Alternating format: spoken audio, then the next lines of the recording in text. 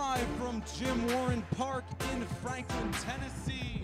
The clash of one of the most bitter rivalries in the Middle Tennessee Athletic Conference, stemming all the way back to the school's creation in 2004.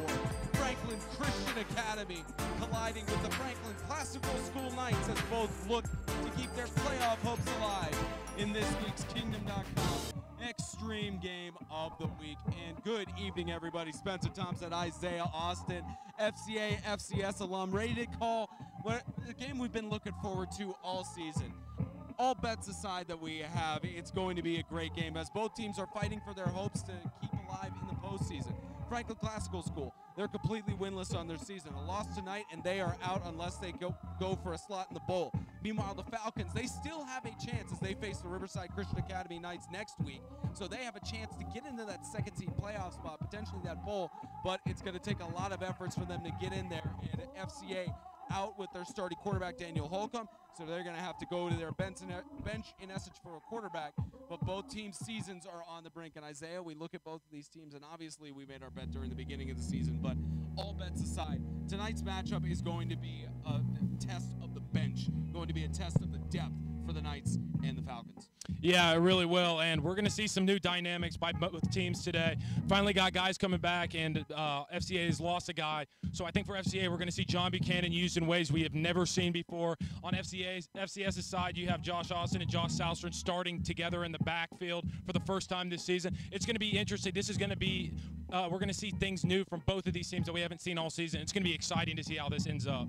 Yeah, and again, with Franklin Christian Academy, they've still got some coaching power with Steve Adams and Shaka Hill, but they don't have the depth that they had last year. They don't have the defensive or offensive line. What's it going to take for FCA to get the victory here at home?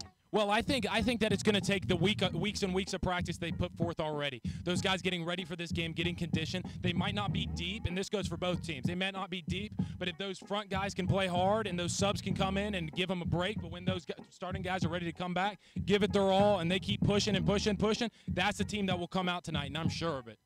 Falcons and Knights colliding for the Kingdom.com Extreme Game of the Week kickoff.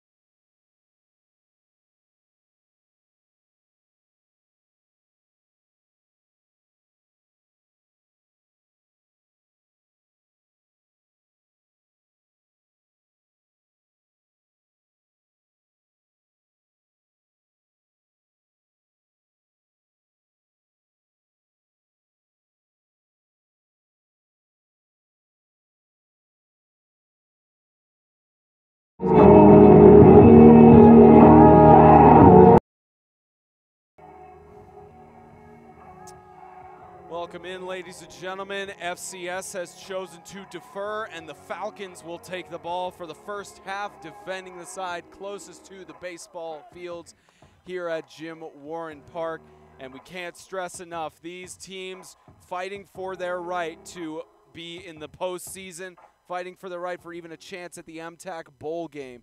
It's going to be tough for any of the teams here to continue going on with this, but man, it is going to be a heck of a ball game here tonight. Yeah, but one team can seize at least some sort of momentum by getting a win in this game. So this game is important regardless of where these teams end up, because this can be a turning point for either of these teams. So welcome everyone to Jim Warren Field. Hand it to our in-stadium announcer, Chuck Gann. Classical School Knights and the Falcons of Franklin Christian Academy.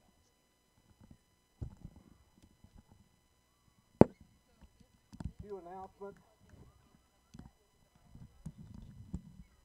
We'd like to recognize a couple of food trucks here, so please help yourself to some delicious food being offered by DZ's Hot Chicken and Waffles and Brewster's Ice Cream.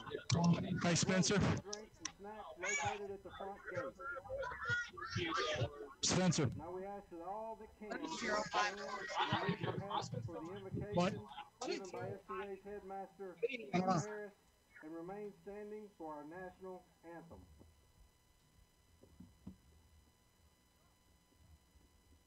Let's pray. Father, thank you for a beautiful night, the opportunity for two schools to come together and compete in this game of football. We pray first and foremost that you be glorified tonight, that you protect our players, watch over our coaches and our officials. Thank you for the investment in these young men and women who support these teams and play on this field. All be to your glory. In Jesus' name, amen.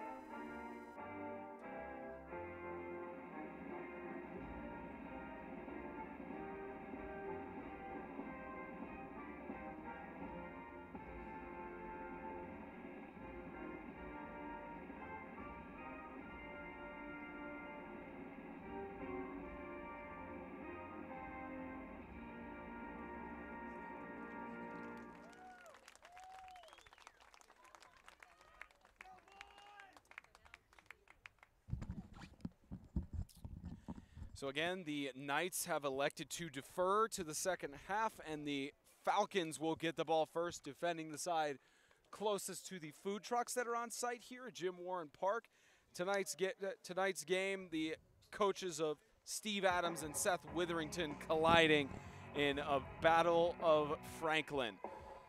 The MTAC teams, the only two MTAC teams in Franklin, Grace Christian Academy, technically within the Franklin city limit, but not in football. So they look to, as both teams here look to keep their playoff hopes alive. Yeah, and with all of the history behind this, and all of the bad history and the negative history is kind of blown away as the generations have moved on. But one thing that stands strong is that these two teams have, it's a pride thing. Who is the best team to come out of Franklin? And this rivalry is going to go on for decades and decades, no matter what happens with the two schools. This is a pride thing. You can see where FCS plays from here, and FCS practices right at the same park that we're at right now, and FCA plays right here. This is just a huge rivalry. I mean, they are literally in each other's backyards. It's like backyard football. I remember playing backyard football in the day. That was a fun game. It was a fun football game. I still have the copy of Backyard Football 2006 on PC, man. I have the Wii version still. Pablo Sanchez is the best baseball player, but he's not amazing at football. His stats are kind of lowered for that. No, but I mean, if I was playing with him, he'd get 1,000 yards. Set to kick off for the Knights looks like number 30. Jonah Rorchi. Yep, I'll help you out 34. all night. Yeah, that's 34, Jonah Rorchi. And with the kickoff of the ball, we are underway here at Jim Warren Park. It'll be received by the Falcons 24. Adam Hubble is going to take it to the 45-yard line and run down 5 seconds off of the clock, and the Falcons will take first offense. And again, we look at how Daniel Holcomb is out of the game. He is not participating tonight. He has, unfortunately, it looks like I believe a collarbone injury is what he was having. So at least for tonight, the Falcons look like they will be led by their senior number 9, Sonny Reed, at the quarterback position. We're going to see what he's capable of. And we also saw snaps from Dooley as well. Don't know. Yeah, it will be Sonny Reed. We saw him in the Bowling Green game. He actually played a heck of a game, so we'll see what he's got on this drive. I formation with Zach Dooley, and let's get our first penalty of the game.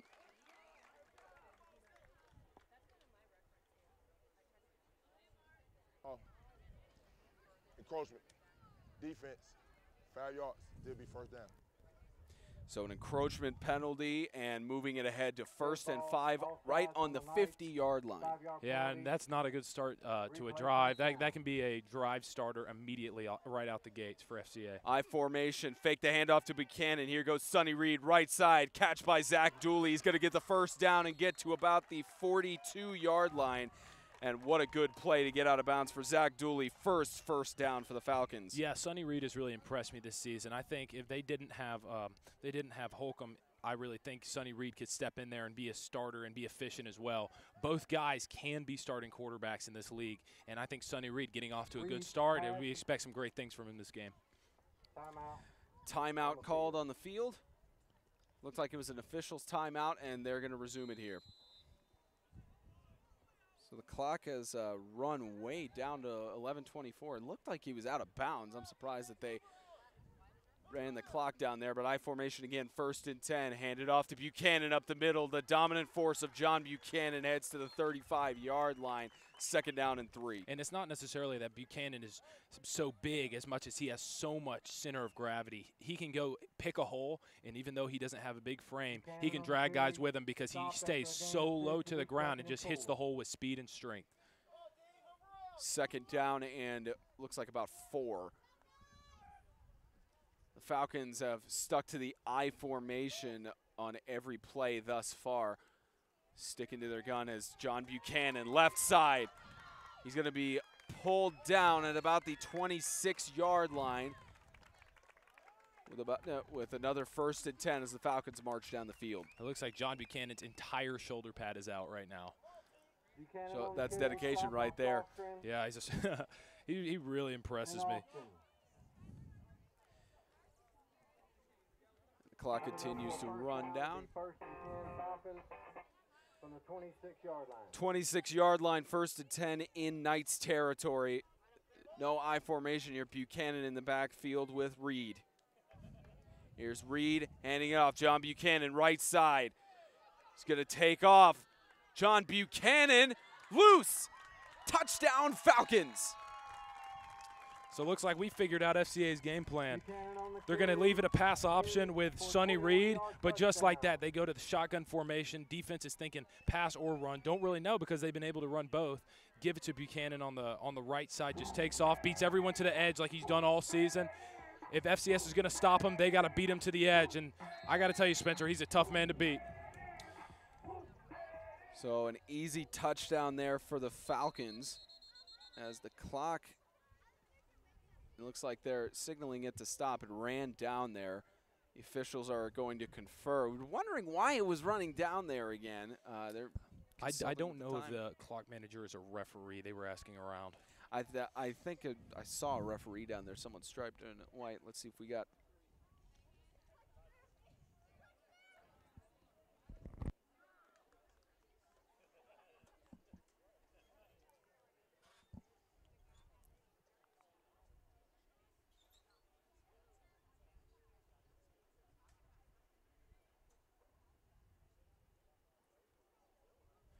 I think the referee was trying to give his lapel mic on there. I think they just needed to reset the clock to 9:46. Somehow that memo got across. Okay, so they got it over there. 9:46 is we've got to work with. 2-point conversion attempt here, and it's going to be Sonny Reed, right side, wide open. 2-point conversion is good. 8-0, the Falcons strike first blood with 9 minutes and 40 seconds left to go at Jim Warren Park. TheKingdom.com Extreme Game of the Week. The Falcons off to a big start.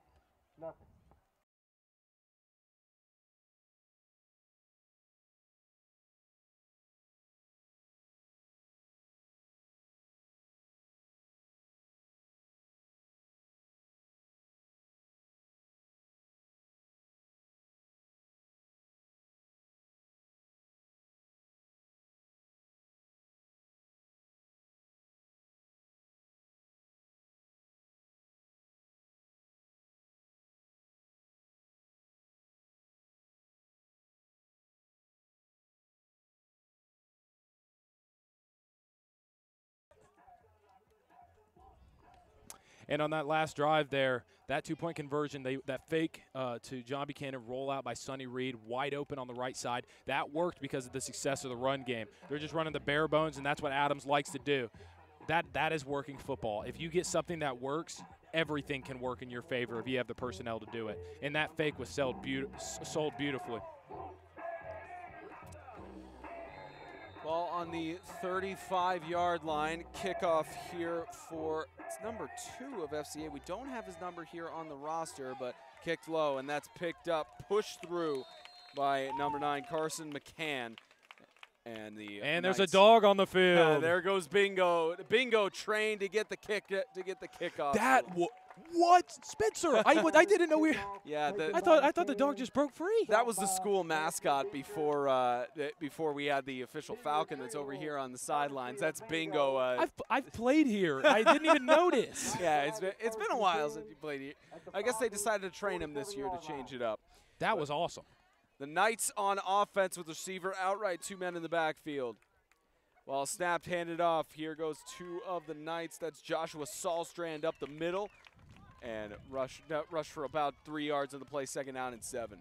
Yeah, and the defensive line of the Falcons, if they can come up to play, that could change the entirety of this game. It's a line that has had its issues all season, played a pretty good game against CCS last week. Let's see if they can build on it. This game can be completely different if this line can hold their own at the line of scrimmage. Samuel Hubbard at the helm of the Franklin Classical Knights. So he takes the snap and hands it off. Here goes 89 of Franklin Classical, Josh Austin. Your brother trying to push through, gets stuffed at about the line of scrimmage for a 3rd down, and it took a little bit extra there, 3rd down and 7. And I feel like the Falcons defensive line has done a pretty good job of holding their own out there. Even I think they probably outplayed the FCS offensive line just by a little bit, and that's a really, really good sign if you're FCA. And on the flip side, if you're FCS, you're happy that you have Samuel Hubbard back there at the helm. He missed last week against CCS. You finally can run your offense how you want to. Here's 3rd down and 8. Loss of a yard on the last play. Handoff, there he goes again. Joshua Saulstrand trying to get through. That was actually Caden Dickerson. Somebody gave me the wrong number. He's 22. Yeah. One of the confused numbers.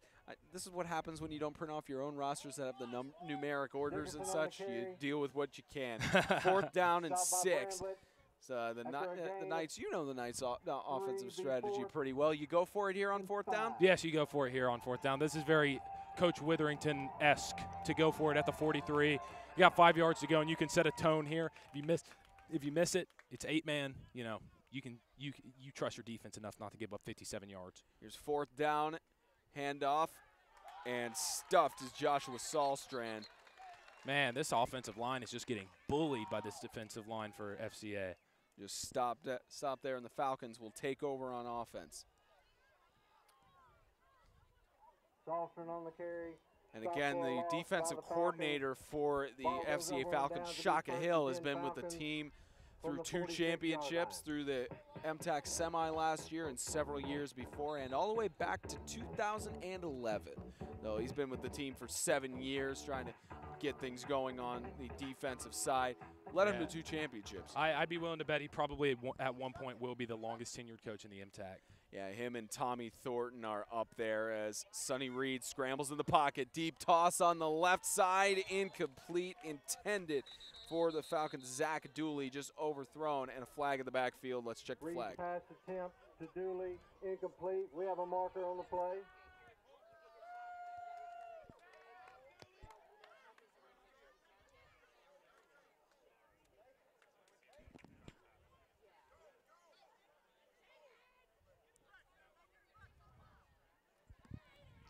Hold. Offense. 10-yard penalty. Repeat. First down. So a holding call and repeat for first down. And I think that was kind of an unnecessary hold because he got that ball off within 3 seconds. Did have some penetration from the middle, or excuse me, the left side from the left end, but number 88 is a center. I don't think he necessarily needed to make that hold, but good defense on the play, and I see FCA trying to take a shot there, trying to get a lot of momentum going. It was a good pass by Sonny Reed, but just incomplete. So first down and looks like about 25, over 20 That was a yards. bad hold. Yeah, That was the deep hold then. It was a very deep hold in the backfield. So here goes first down and over 20. Ball handed off up the middle. It was loose. The Falcons, and it's recovered by the Knights. Immediately, you're happy you got Sam Hubbard back. Got the fumble recovery on that one. Did we even see what happened on that one? It was a fumble. I think it was scooped up by Samuel Hubbard, number 10. Let's see what we got on this one. But I mean that kind of thing happens when you have a brand new quarterback in there. You expect these kind of mistakes, but keeping these mistakes to a minimum will be important. So we got first down and 10. The Knights take over on offense. 7:22 left to go in the first. We got to change at quarterback here. Josh Salstrand going in the option formation. Salstrand at the helm now. Ball snapped and rushed to the left side. Joshua Salstrand is going to be forward progress stopped out of bounds, and they'll keep the clock running per the new MTAC rule this season, actually, is that if your forward progress is stopped before you go out of bounds, the clock continues to run. I wasn't aware of that. That's interesting. I actually like that. It keeps games going quicker because a lot of times the games will get really, really stagnant because of these out-of-bounds plays. That just kind of happened throughout the flow of the game and ends up adding 30 to 45 minutes onto a game in some instances. Second down and 2 for the Knights.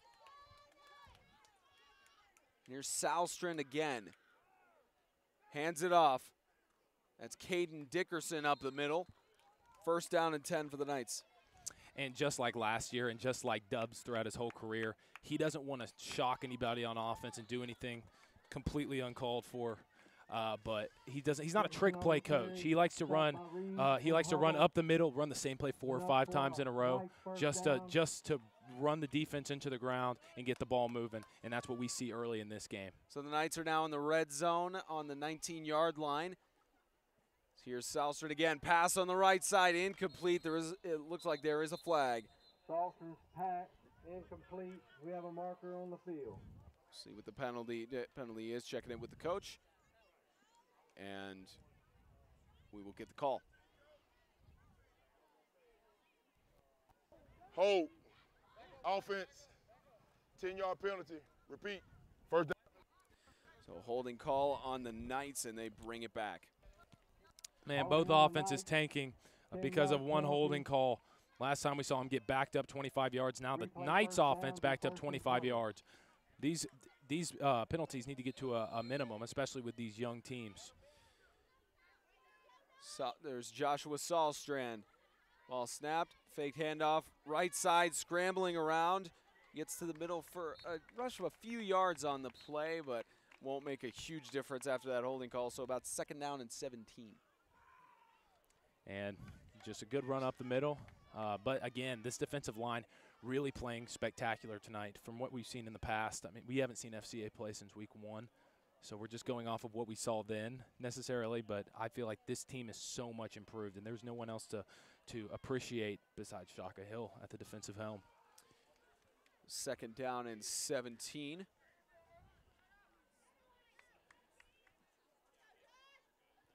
Ball snapped, Salstrand left side, passes it, completed catch. Staying in bounds to about the 19-yard line. They'll stop the clock there. That's a big reception and big play there by 89 Josh Austin. Yeah, and that's the meat and bones. Hand it off, and if they're seeing the handoff, they run the bootleg. You see kind of an awkward bootleg to the left side, not really expecting it. Josh Salstrom throws over with his right arm to the left side, but finds a man open and picks up 8 yards on the play.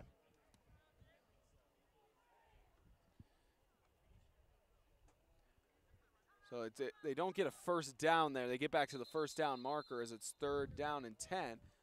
Timeout called. Timeout. Blue. So timeout called by the Falcons. The Kingdom.com Extreme Game of the Week brought to you by Kingdom.com, the ministry technology provider. Grace Point Healthcare, modern medicine the old-fashioned way. TennesseeHighSchoolFootball.com and Estate and Financial Strategies.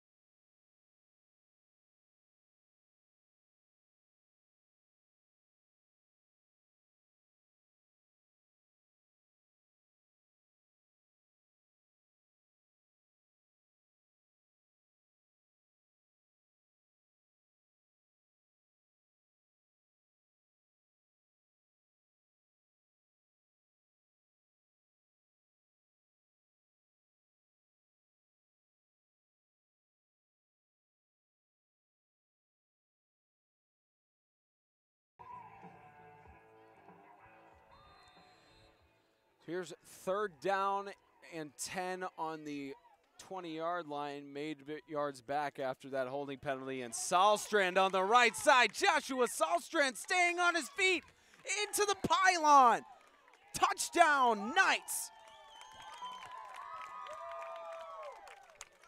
Great run to the outside and great containment by the right guard and the fullback there. So Josh Salstrom takes a direct snap. Good block by Josh Austin. Then Caden Dickerson comes over, seals off the last man. We see the freshman receiver, Thiessen, making that block on the outside that got him open for the touchdown. That's good for FCS now that they've regained momentum in this ball game when this easily could have become a 2-score game. Here's Salstrand again, is looking for the pass on the right side, finds it, but gets into the goal line. Josh Austin with the 2-point conversion. 8-8 the score with 5:10 left to go in the first quarter. The Knights.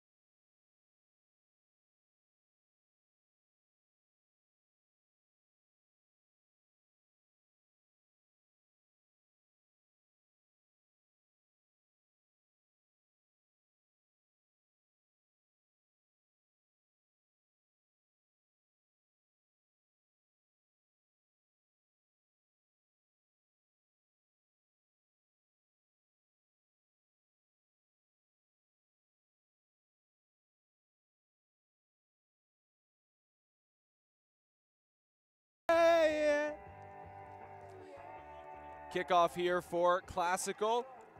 It's picked up by 24 of the Falcons. That's Adam Hubble. Flag thrown. Adam Hubble gets down to about the 49-yard line. We'll check the flag. They're going to call him for blocking the back. May call him for that. We'll get the penalty in just a moment. Taken by Hubble. We have a marker on the play.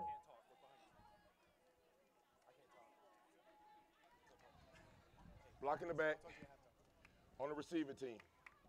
10-yard penalty. Gonna be 1st down. So block in the back, and the Falcons will move the ball position.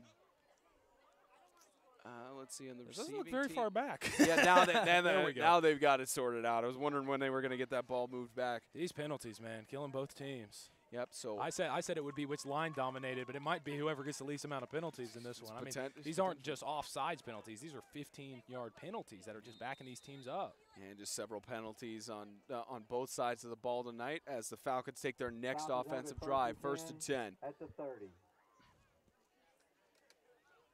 Here's Sonny Reed in the backfield, man to his right and left, and another flag. Again?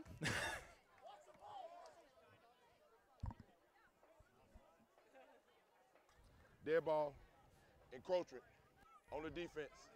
5-yard penalty will be 1st down. The reason I said again was because, like, again? Yeah, I thought you almost got on the PA system. No, I'm not trying to be a homer. I'm just saying for both teams, too many penalties. Timeout by the Falcons. 5:01 left to go in the 1st quarter. The Kingdom.com Extreme Game of the Week, brought to you by Kingdom.com, the ministry technology provider. Grace Point Healthcare, modern medicine the old-fashioned way.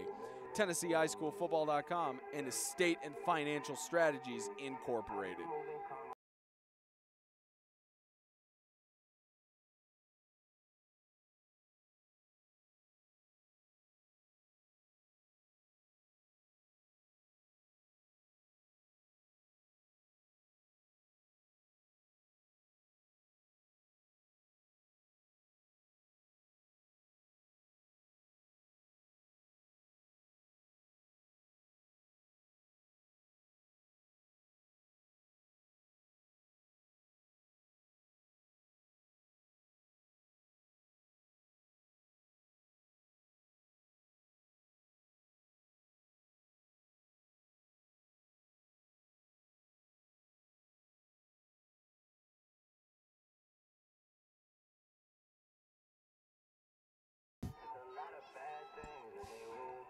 .501 left to go in the 1st quarter.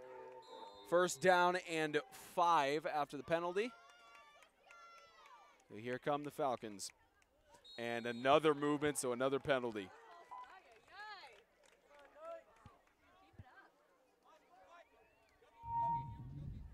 Dead ball, encroachment on the defense. 5-yard penalty will be a 1st down.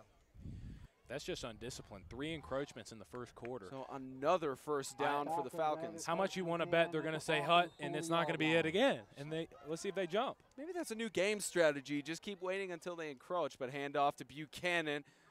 Avoids a tackle. We're trying to reverse up the middle. Buchanan to the outside. John Buchanan. No one can stop him. Except for some flags, but a touchdown. He just brought back their touchdown on that selfish play. We'll see what they call. Let's check the flag in just a moment. We'll see what the flags hold, but for now it is a touchdown. Somebody's running on Monday. Oh yes. Just waiting for the referees to get it here, and we'll get the call. Block in the back. On offense, 10-yard penalty, be 1st down. So you're right about that selfish play there, block in the back. And I mean, it didn't even change the outcome of the play at all. It was 10 yards behind him. So it didn't change the outcome, but regardless, it's brought back. It could have been a touchdown for John Buchanan. Yeah, and the way this game is looking, that could be the difference in a game if this drive doesn't go anywhere. That could be the difference in this game. So. Ball on the 33-yard line for 1st and 10, so the Falcons at least have decent field advantage, but would have wanted that touchdown. And now they put Buchanan out because he's tired, and now you're in another situation. And here's a handoff up the middle. That was an attempted rush by Adam Hubble. Gets a gain of about 4 yards. Actually, it's looking there, 4 yards, 2nd down and 6. See, in this situation, you have your running back run for 60-plus yards, and now he's exhausted. You lose him for 1st, 2nd, maybe even 3rd down because of a decision that you made. And I won't harp on it too much. That just really upsets me.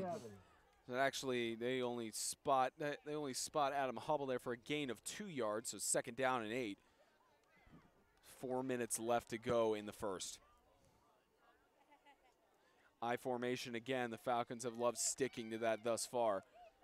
It's faked handoff. Here's Sonny Reed is going to take it on the left side. He's going to be stopped by FCS's Carson McCann. They move the chains for a 1st down. I don't think the containment has been very good on FCS's part, and I think that's been the big issue this game. Is that the middle might be clogged up, but if you can get to the outside, there's no one for a mile. And that's the defensive end's responsibility in this situation. So 1st and 10 for the Falcons, just outside the red zone on the, at the 22.5-yard line is where they're going to spot him. Clock winding down. Hand it off. And the first stop of John Buchanan this game. Yeah, that's right. They changed his number from 22 to 21. I'm telling you, they got to get me some updated, or I got to get some updated rosters. Wait, it's always been 21. I mean, I got 20. Maybe I put it wrong on the original roster. Maybe I should just be updating these rosters on my own. But John Buchanan going up the middle, so it tripped up for a loss of a yard, 2nd down and 11. That is the first time they have even got John Buchanan behind 5 yards. I mean, he's had his way this game so far. So here's 2nd down and 11. Buchanan in the backfield. He's got Dooley in front of him. Reed hands it off. There's Buchanan. Gets through to about the 6-yard line, and they stop the clock at 2:31. And what a decent run by John Buchanan. Yeah, it's what I've noticed in this game so far is if you can break through this first round of defense for the Knights and get to the secondary, you can really break free.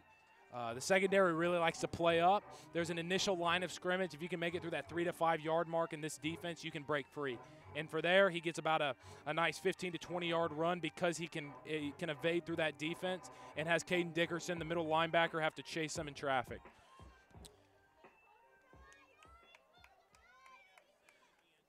And ball resumed. Buchanan trying to go up the middle, loose.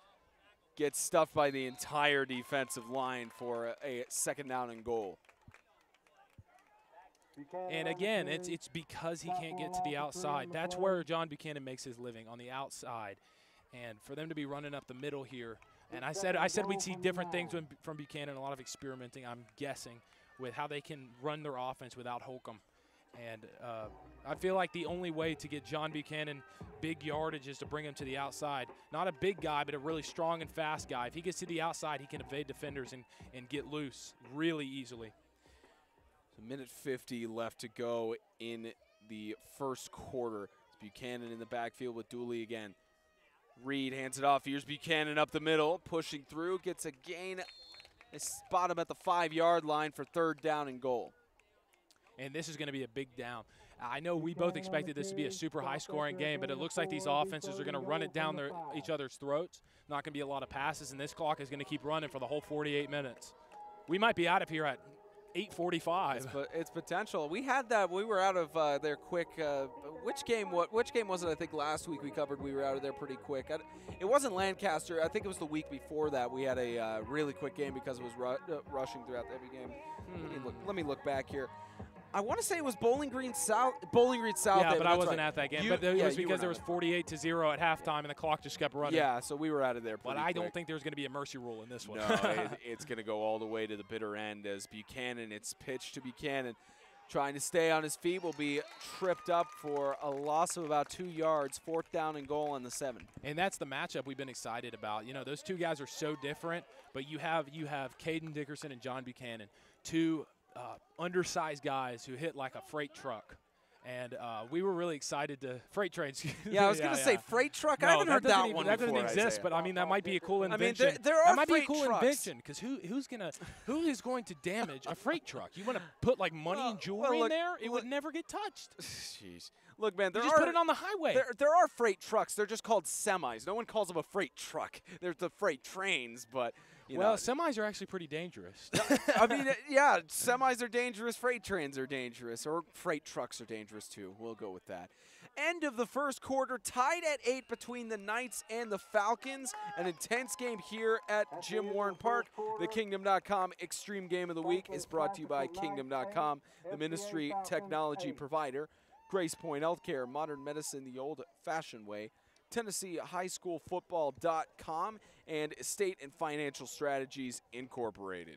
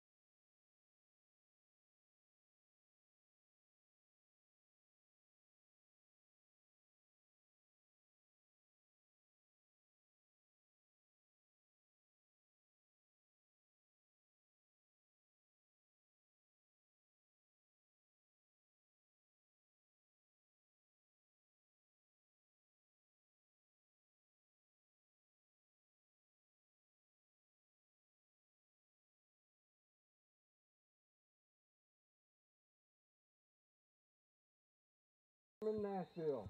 Online at All right, ladies and gentlemen, welcome back. The second quarter is about to begin with We got this a big fourth down right here. fourth down and goal. We'll get a scoring update from James Shannon after this play, depending on the results. Sonny Reed, the high snap goes behind him. It was all the way down to the 25. Can Sonny Reed do it? He's scrambling around, trying to stay on his feet, and gets stopped at the 20-yard line. So Samuel Hubbard with a big impact already in this game, a fumble recovery and a drive-ending tackle.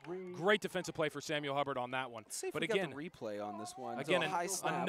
another floppy snap that causes a fumble. That's their second fumble off the snap this game. They got to fix that. It's crazy. Don't know if it's a problem with the line or if it's a problem with them having a brand new quarterback in there, but they got to figure this out and quick in a very important divisional game. All right, James Shannon, you got our scoring update for us. What you got around the league? Guys, in the second quarter, Christian Community leads Bowling Green 23-0. In the first quarter, South Haven Christian 14, Tennessee Heat 7. St. Andrew Swanee leads Lighthouse Christian 6-0. And still no score from Sacred Heart and Riverside in the second quarter. Also no scoring update yet from Lancaster Christian and the Webb School. All right, thank you, James. Isaiah, you want to explain to me why you said crap to the Bowling Green CCS I'm game? sorry. That really is not a nice broadcasting word, and I want to apologize for that. But that was my natural response to seeing my Sunday prediction I was so bold about getting flushed down the toilet. Man, I'm telling Literally. you. Yeah, your predictions literally getting flushed. Oh, down the pipes. We better call the Franklin Waterworks and see if they could find that prediction. As it's going up the middle, rush attempt, stuffed again. As the Falcons He just ran defense, backwards for about 8 yards. Yeah, just ran it backwards. The Falcons defense getting a big stop there, and it's third down. About third down. But they're going to give him forward progress on that, of course. Yeah, so they do give him forward progress. It's about at the looks like the 27-yard line in Knights territory, so third down and 4. Yeah, this is a make or punt situation for the Knights, and I mean the momentum is all in their favor. They really need to get this here if they want to keep momentum going on throughout this game, because they got to stop Buchanan on the next drive. Here's third down, rush by Sahlstrand on the left side. Attempted wrap-up, an easy wrap-up made there by the Falcons. We don't have number 2 on our roster. That's Josh here. Sahlstrand. No, number 2 for FCA, Oh, is FCA, what I'm okay. talking about. Don't have his number on there, but stop down, fourth down and 1. Yeah, there's a lot of guys out there for the Falcons we haven't seen yet. I think they have a couple players out right now, so they're having to fill in. They're having a good amount of backups in. So fourth down and 1. They're playing very well, though. They're playing not surprisingly, we just haven't heard of them before. We got a timeout. Offense. So timeout for the Franklin Classical School Knights. The Kingdom.com Extreme Game of the Week is brought to you by Kingdom.com, the ministry technology provider, Grace Point Healthcare, Modern Medicine the Old-Fashioned Way, Tennessee HighSchoolFootball.com, and Estate and Financial Strategies Incorporated.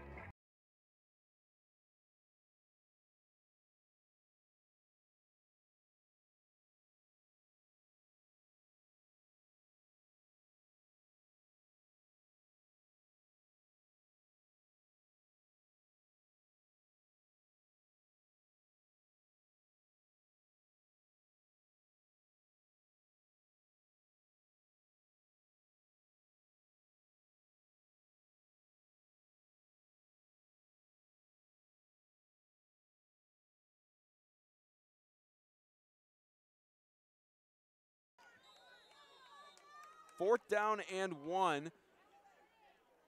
Here's Sahlstrand. He's going to go to the right side. Stopped behind the line of scrimmage.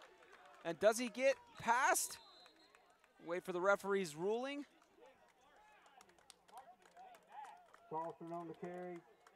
I believe they're going to spot it here, and they move the chains for a first He down. made that by 2 inches. I'm surprised they don't measure it.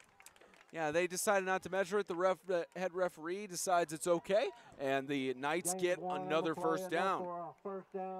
It's kind of interesting to think about the fact that Coach Seth Witherington's probably been in that exact situation about 400 times. He knows his personnel, and he knows what to do. Yeah, Witherington just taking the right move to take it with Joshua Sahlstrand. And look who. This is an interesting formation we haven't seen before. Yeah, look who's that. That's Samuel Hubbard. He's going to fake the handoff pass on the right side to Sahlstrand. He's going to take it on the right. He'll be met by several FCA players for a gain of about 4 yards on the play. Let's look at that interesting formation there on this replay. And it's just a formation we haven't seen before with Josh Austin at running back. I mean, he went from center to running back in half a season. Lost 40 pounds, but I think it's really interesting. Coach Seth Witherington at this point in the season knows where he wants to put his guys and where his skill players are, and he'll get the ball to Salstrom however he can. So 2nd down and 5. Salstrom, motion, ball loose, and the Falcons fall on it. Big play. And again, these snaps killing both teams. Let's get a replay on that. I didn't really see what happened. As soon as it comes up here, it's just they could not hold on to the ball after the snap. Looks like a miscommunication on there.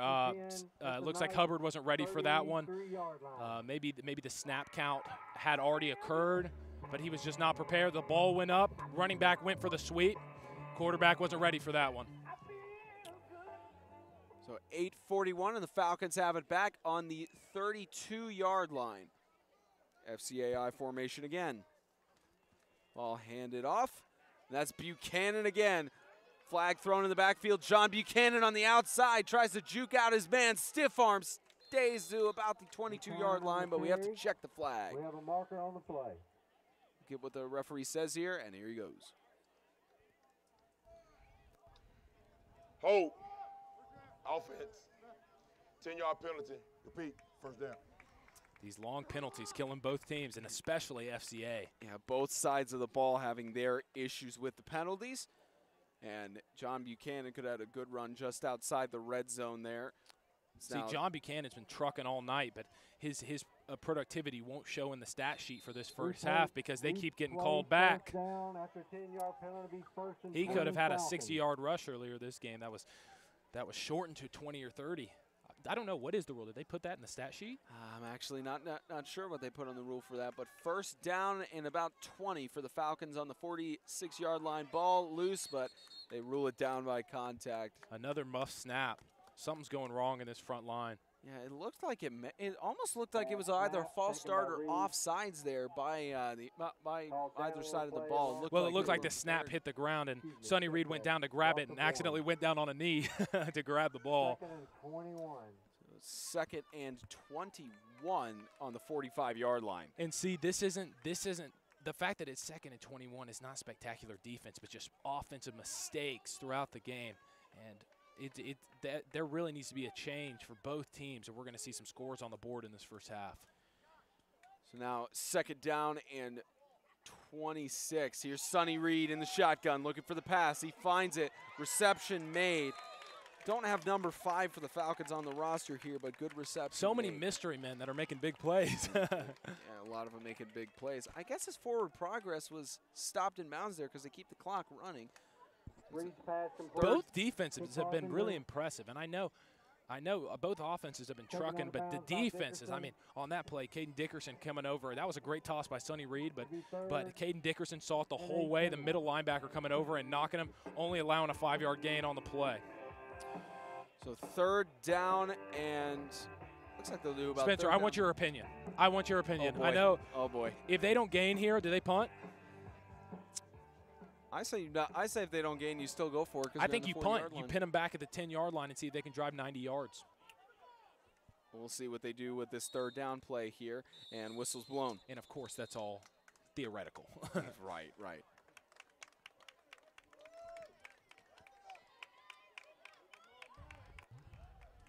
Dead ball. False start on offense. 5-yard penalty. Repeat. 3rd down. So false start, and they bring it back 5 more yards for about 3rd down and 25. Falcons have it. Clock continues to run. 3rd down, about 6.5 left to go in the first half. Yeah, they got a long way to go. It's 3rd down and 22, something like that. They've got Buchanan in the shotgun. Well, make that 3rd down and 18-something. See what the flag is. I think it's an offside. They're going to call him for encroachment for the 4th time. Encroachment on the defense. 5-yard penalty. Repeat, third down. And I think if you're a coach, this is the best penalty that you can live with, because those guys are so eager to get through that line. It's an attitude, but they need to calm their nerves a little bit and just say, look, I'm going to wait for that ball, not that snap count. Here's Reed with Buchanan to his right. Reed scrambles. He's under pressure. He's going to take a rush to the right side. Meet head on at about the 32-yard line, and the clock continues to run. Forward progress stopped in bounds. 4th down. Falcons unable to convert there, but maybe they Sonny punt it Reed away has here. got legs, and I don't think you punt it in this situation. I think you go for it. Too much momentum, and seeing how this game is, this is probably going to be their last full drive of the game, or excuse me, the half. But that was a hard hit by Keller on the play. You never want to see a quarterback get hit like that. Probably should have gone out of bounds, because after Sonny Reed is out, who's next? You make a valid point on that one. Is John Buchanan at Wildcat? I mean, that wouldn't be an awful idea. It looks like they're gonna go for it, unless Sonny Reed is gonna do a fake punt. They're going for it on 4th down and 9. Reed, they've got 2 receivers out on left. Oh, they're really pressing here. Yeah, they might be pressing their luck as Buchanan motion. They're gonna hand it off to Buchanan up the middle. John Buchanan trying to stay on his feet, not able to make the 1st down there, and it's turnover on downs. Now, Spencer, as much as I'm a neutral commentator here, I do get a little bit of joy just getting flashing images of you wearing an FCS shirt. Well, it's still tied to 8-8. No, I know. It's just the flashing images. Right. I mean, you also look at that. I can't imagine you wearing that. I can. You know what? I had trouble sleeping last night with that thought. This is not a bias of where I graduated. This is a bias of me embarrassing myself in front of people I went to school with. Hey, I mean, you decided to make that bet with me. So I did, and I'm a man of my word. Yeah, so am I. I don't have a problem wearing an FCS shirt. I don't care. High snap, loose, and the Falcons fall on it again. The Falcons get the recovery. And that's a tough break. Your defense just plays so hard, and the snap just too high. Did we get the replay on that one? Yes, we did. High snap there. Man, this Knights team needs halftime sooner rather than later so they can figure these things out. 2 straight plays where the snap has been too high or bobbled. Quarterback Samuel Hubbard hasn't been ready for either of them. Not to say necessarily both of them were his fault. I think the second one was a little bit over his head. Imagine if Sahlstrom was in there. That ball is going through the uprights and good. Yeah, he's going for the high snapper position for their field goal unit if FCS ever gets one. Not quite. I mean, you're not getting penetration on the quarterback. I think the situation needs to be that you need to do a dry snap. Just snap it. Don't try to get rotation. Just give it to the quarterback and let him do his thing. So here's 1st down and 10 in the red zone, 15-yard line. The Falcons have new life as it's handed off to 30. Andy Reed tries going up the middle. He's Is that gonna be Sonny's stopped brother? There. I believe so. I believe Sonny Reed is a senior. Andy Reed is a sophomore. Well, that was a tough run by Reed right there. Reed to Reed. Andy Reed on the A gain of 2 yards on the play for 2nd down and 8. Oh, the Webb school is up 13-0 over Lancaster right now. Yeah, we'll get more scoring updates from him, but Webb over Lancaster. That's 2 scores for Frey, Shamar Frey. Yep, and again, you have to realize, for those of you who don't know, whoever wins that Webb Lancaster game, it essentially seeds who is going to host that MTAC semi. Barring an upset, that's going to be your 1 and 2 seed. There's a handoff in the backfield, faked, and Reed going on the left side. Sonny Reed avoids a tackle. Sonny Reed into the end zone. Touchdown Falcons, but let's check the flag.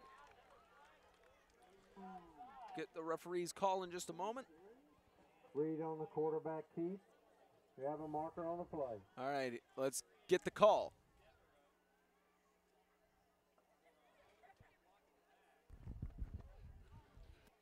Blocking the back. On offense, 10-yard penalty. Repeat.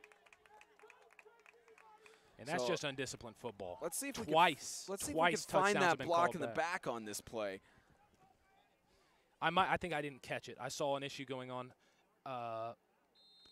Let's see. It looks like it may have been on numbers. Oh, there it is, number 10. Mm-hmm. There it was. So that's called on 10. That's called on 10 of the Falcons. Yeah, that's 2 touchdowns called back. This could be a 22-8 game essentially. if these penalties didn't occur.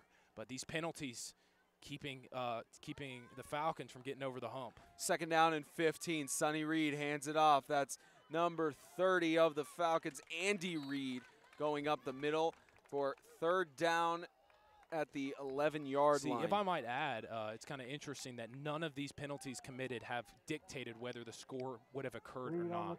It's all after the quarterback or John Buchanan or Sonny Reed have broken free. The hit occurs, and it's called back. This could be a 24-8 game right now. But now we're looking at a tie game with 3 minutes left in the half. 3rd down and 8. 2 receivers on right, 1 on left. He's got the Reed brothers in the backfield. Motion. Sonny Reed is going to go on the left side. Sonny Reed gets brought down at about just short of the 1st down marker. 4th down and maybe 2. Yeah, Sonny Reed is a strong guy. He kind of runs more like a running back than a quarterback. He's not worried about getting hit. He's ready to stick his head in there and take the contact, however it be. He fights for those extra yards, and I really admire that and his ability. But at the same time, you got to make sure you're not going to get hurt. So they actually spotted several yards short for 4th down. It's just hard to see because of the hump. Yep. Yeah, there's a curvature on the field, so that rain and debris can roll off of it. It's a good design in theory. You just can't see anything. Yeah, not from the broadcast booth, at least. Maybe it needs to be a little bit higher up on where camera angle is. But 4th down and 4.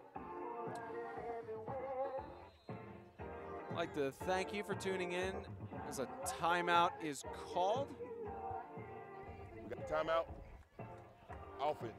Timeout called by the Falcons. What surprises me is that FCS didn't call a timeout on that possession at all, and that could have stopped the clock. So whether they score or not, they can get the ball back on offense and see if they can get something working. So 1:59 left to go in regulation. It's the regulation of the first half, the Kingdom.com Extreme Game of the Week. Brought to you by Kingdom.com, the ministry technology provider. Grace Point Healthcare, modern medicine the old-fashioned way. Tennessee HighSchoolFootball.com and Estate and Financial Strategies Incorporated.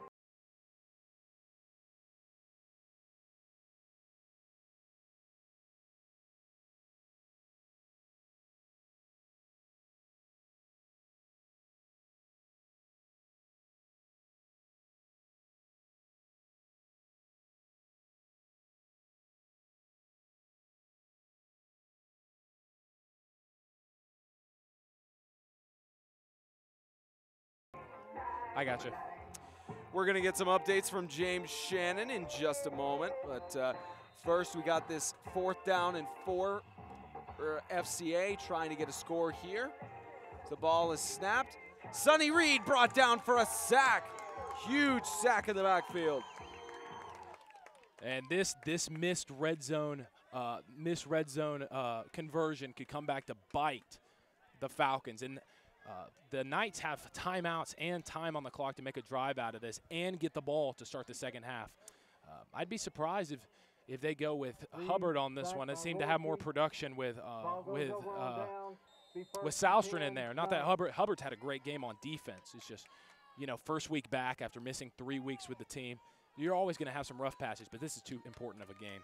All right, one more play, and then we'll get James Shannon's updates here. Ball snapped. Here's Joshua Salstrand on the right side.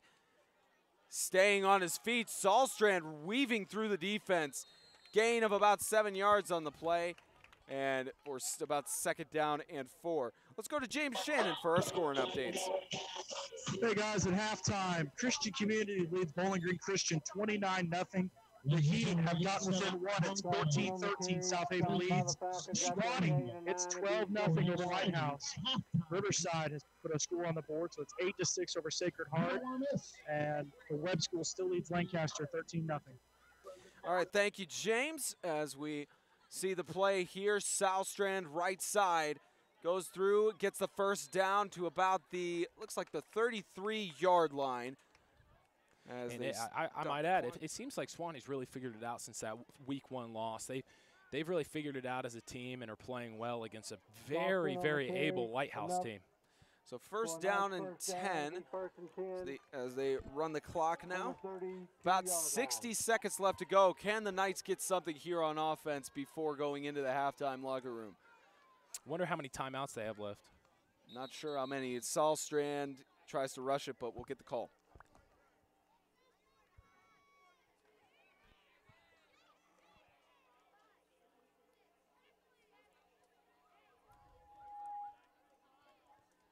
I believe the referee accidentally thinks his microphone is off. Yep, he thinks his microphone was on the last one. So I think here, since you're getting the ball in the second half and your offense is running well, you do a play, and I'm going to call it a appetizer. If the appetizer looks good, you keep moving the ball. If it doesn't, you kneel it. You make an appetizer play, hand the ball off, see if you can get some yards and get down the field. If the appetizer doesn't look good, you kneel it and go to halftime. Here's Sahlstrand looking on the left side, sack! The appetizer had feathers in it, okay? It's time to kneel it. That's some falcon meat is what you're telling me. No, that's disgusting. Have you ever had falcon meat? I never have, but. Have you had night chicken? No, oh God. Like literally like a man. It's a good time to go to commercial. The Kingdom.com Extreme Game of the Week, brought to you by Kingdom.com, the ministry technology provider. Grace Point Healthcare, modern medicine, the old-fashioned way. TennesseeHighSchoolFootball.com, Estate and Financial Strategies Incorporated.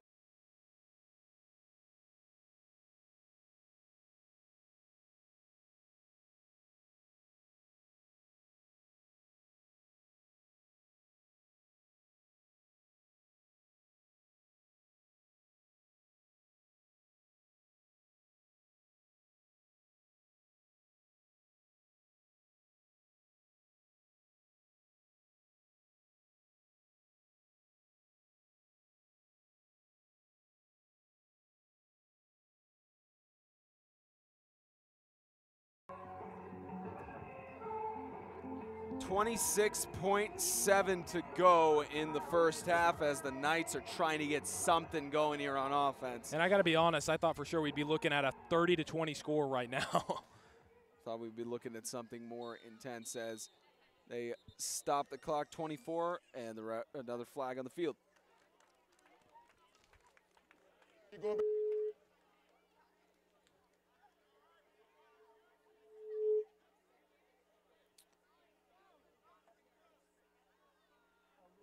And again, the referee thinking his microphone is on there as a false start. It kind of sounded like the referee cussed because he said something and then it beeped. Thought that was kind of funny. Even the FCC censors our broadcast. I need to go talk to Coach Dubs because the appetizer wasn't good and now they're throwing. And there's another flag. Timeout first. We'll get a timeout first. Timeout first. We're going to get a timeout first. Okay. Here So you go, GG. getting that from the referee. It's a timeout called by FCA here. Just nail it. The appetizer was not good, and you're about to get a ball. The likelihood of making an 87-yard drive in 24.7 seconds, this could – I mean, they haven't had a 10-yard play this game. So there's no way that's happening unless they can get a guy free on the outside. But – You're gonna get the ball in the second half. How much do you trust your offense? And with how the Falcons like to kick it, that ball's not going further than the 40-yard line. You can start in better field position and not risk giving the ball away in the red zone when you've given the ball away in the last two possessions. Yeah, the Knights and Falcons have both had their successes. Defense has been the story of the game, and we'll get to that at the halftime report in a few moments as the Falcons and Knights come back onto the field. But you never know. Maybe the Knights have a trick up their sleeve. Maybe they have a play that they feel like will work against this Falcons defense. This is the time to use it or this is the time to kneel. There's no in between here. You can't be throwing the ball around when you've turned the ball over twice in the past two drives. So here we go, 24.7. Ball high snapped into the end zone. Is it going to be a safety? It will. The Falcons get two. I wish I had a headset for the coach that I could just like tell him this stuff. This has happened 3 drives in a row, and you just stay with the same formula in the red zone with 20 seconds left. So they didn't stop the clock there. 2 points on the board for the Falcons. It's a safety. I didn't get the replay on that one, but just a high snap, as we could obviously see. Yeah, once again, the third drive in a row, a snap has been the turnover.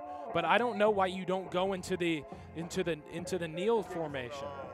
20. I gotta get my Just beat waiting back. for the referee to give us. Patrick, put 10 seconds on the clock. Go They're back gonna 10 put seconds. they're gonna put 10 the seconds clock. on the clock.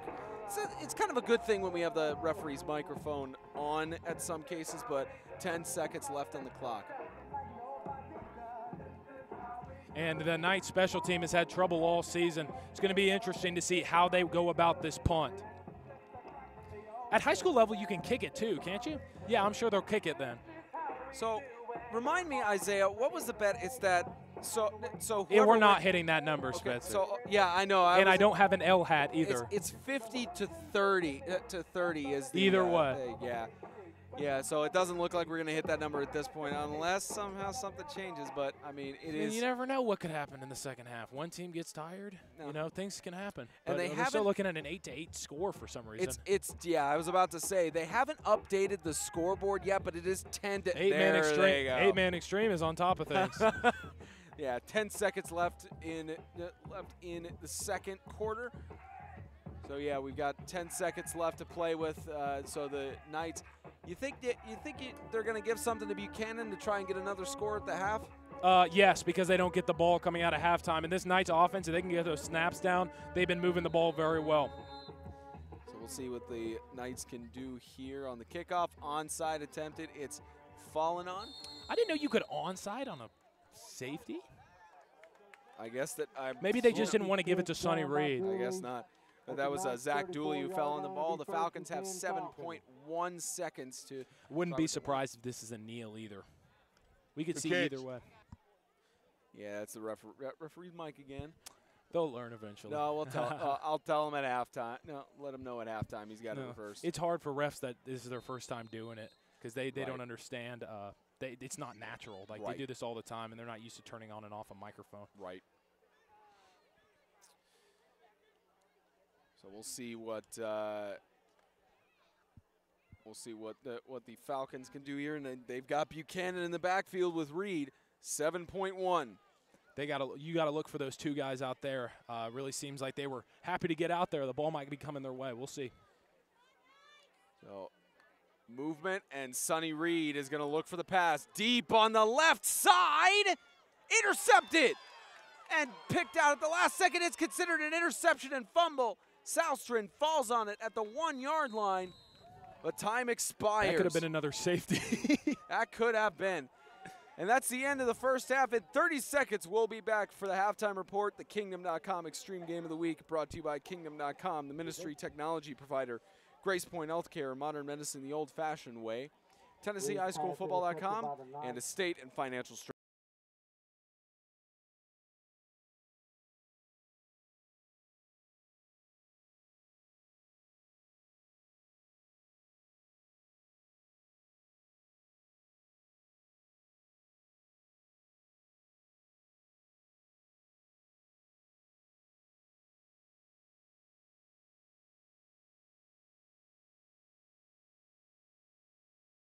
Welcome into the halftime report. Spencer Thompson, Isaiah Austin, 10-8 the score. FCA leading FCS at the half. And Isaiah, we thought it was going to be a high-scoring game, but the name of the game has been defense. Surprisingly. Both sides of the ball have kept it competitive. They've kept it strengthened on the defensive side, but neither of them are really able to score.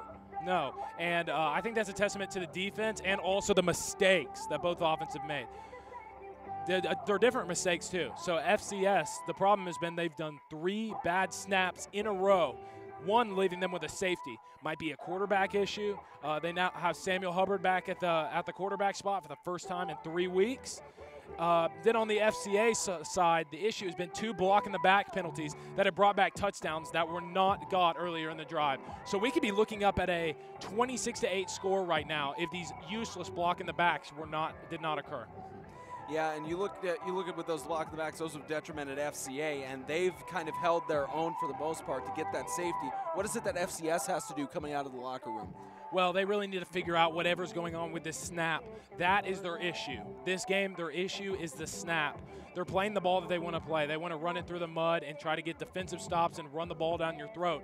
But they can't run the ball down the throat if they can't get the snap to the quarterback. So that's going to be a big emphasis. Then FCA, on the other hand, they just need to preach to their guys, look, take the emotion out of this rivalry. We can have bragging rights after this game, but go out there and play your best football and don't make selfish decisions just to get in those guys' heads because they're wearing green.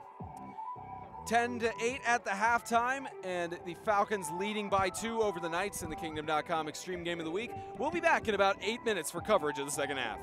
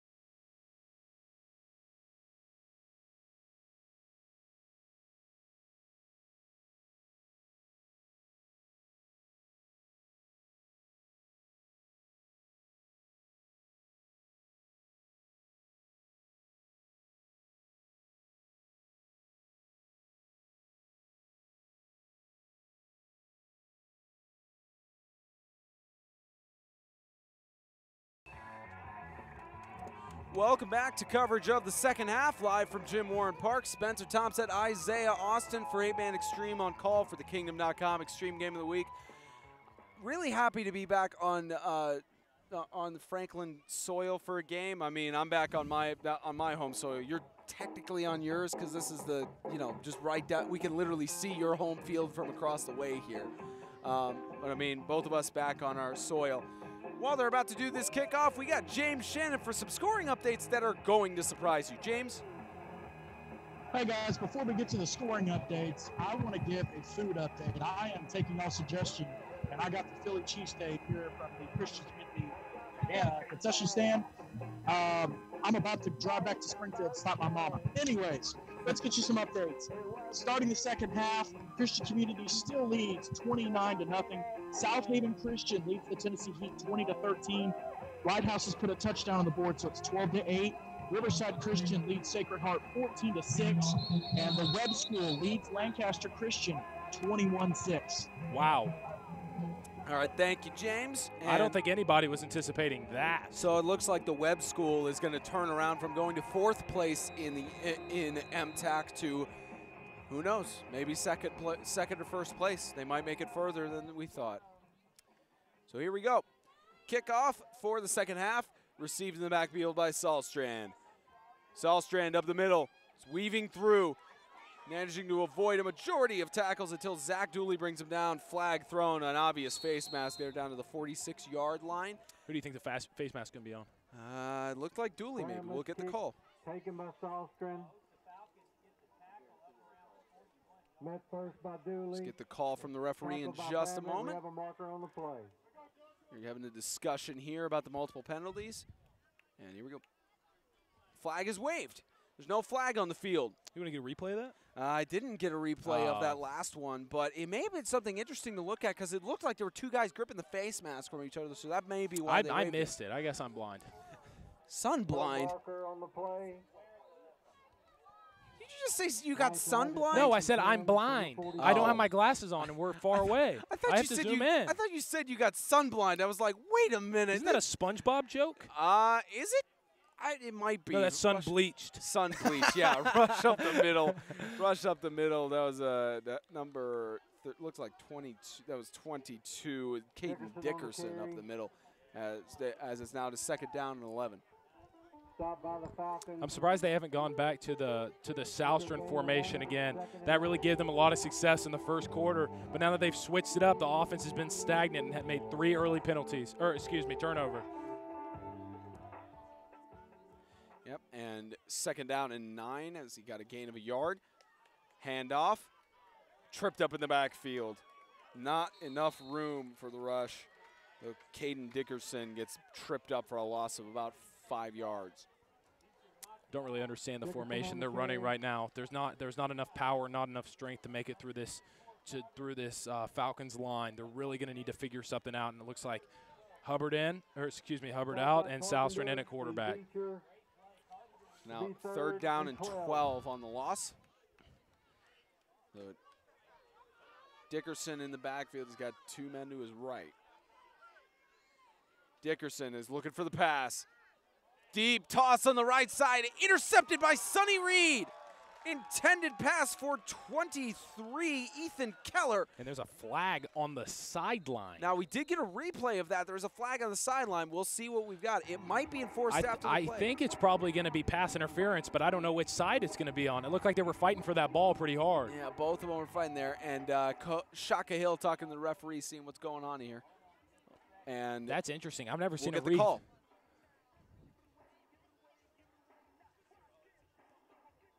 Get the call in just a moment.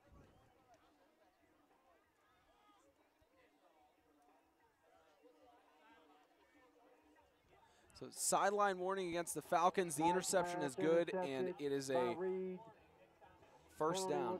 See, I don't know why the Knights aren't doing what worked for him in the first half. You give it to Dickerson up the middle twice, lose 4 yards, and then try to do a deep shot to a receiver who hasn't caught a ball all season. 1st down and 10. 10-26. I formation again, handed off up the middle. John Buchanan Gets to about the 45-yard line for a gain of 4 yards on the play, 2nd down and 6.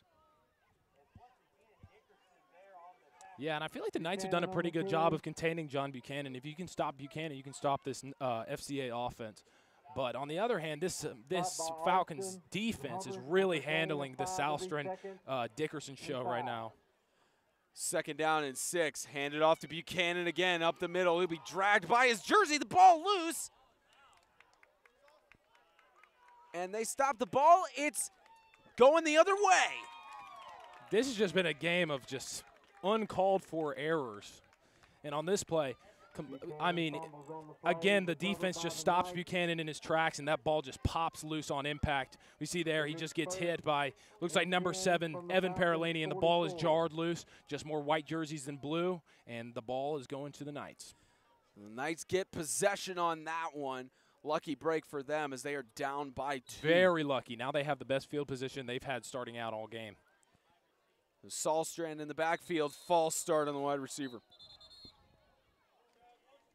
That's a false start on 23, looks like Ethan Keller. What's going on? I guess they hadn't blown the whistle, so it technically hadn't started the play clock. I guess they hadn't blown the whistle. Don't see that a lot. And ball snapped and rush up the middle. Nice play. Caden Dickerson for a gain of about 7 yards on the play for 2nd down and 3. Oh, the fight's going to break out if they don't stop this. I mean, Dickerson it plays with a lot of heart, and a lot of times he can let his emotions get the best of him in that situation where they're not letting go of him. You're really running the risk of guys losing their temper, and they got to make sure that they finish this game out clean. We've got about an hour left to go, and let's hope that we can keep a clean game and hopefully get the back-to-back clean games for this rivalry. 2nd down and 4. Salstrand is going to take the rush on the left side, being run down. He's got men to block him. He's brought down. That's number 2 of the Falcons. Don't have his number on here, but another flag on the play. 3rd down and 5. We'll check the flag. Salstrom on the quarterback keep. Stopped by Bramblett. We have a marker on the play. Block in the back. Offense. 10-yard penalty. Still going to be 2nd down. So now the referee's got his microphone correct. And it sounds great. Yes, it does. Block in the back with 9:01 left to go.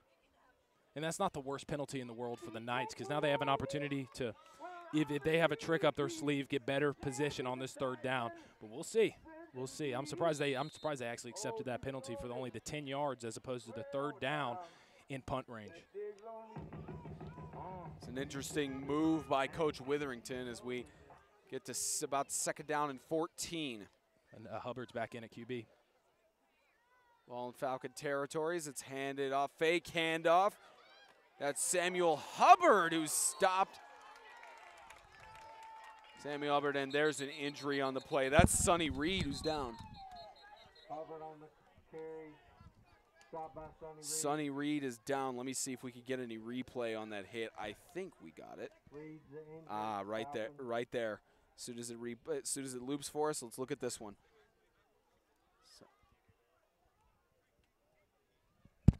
Let's see what we get on this one. We didn't get the full play there, but the rush hit right there to the elbow. Samuel Hubbard, not a guy known for really running the ball. Just, man, what do you think is up with Sonny Reed right now? That was just a tough hit.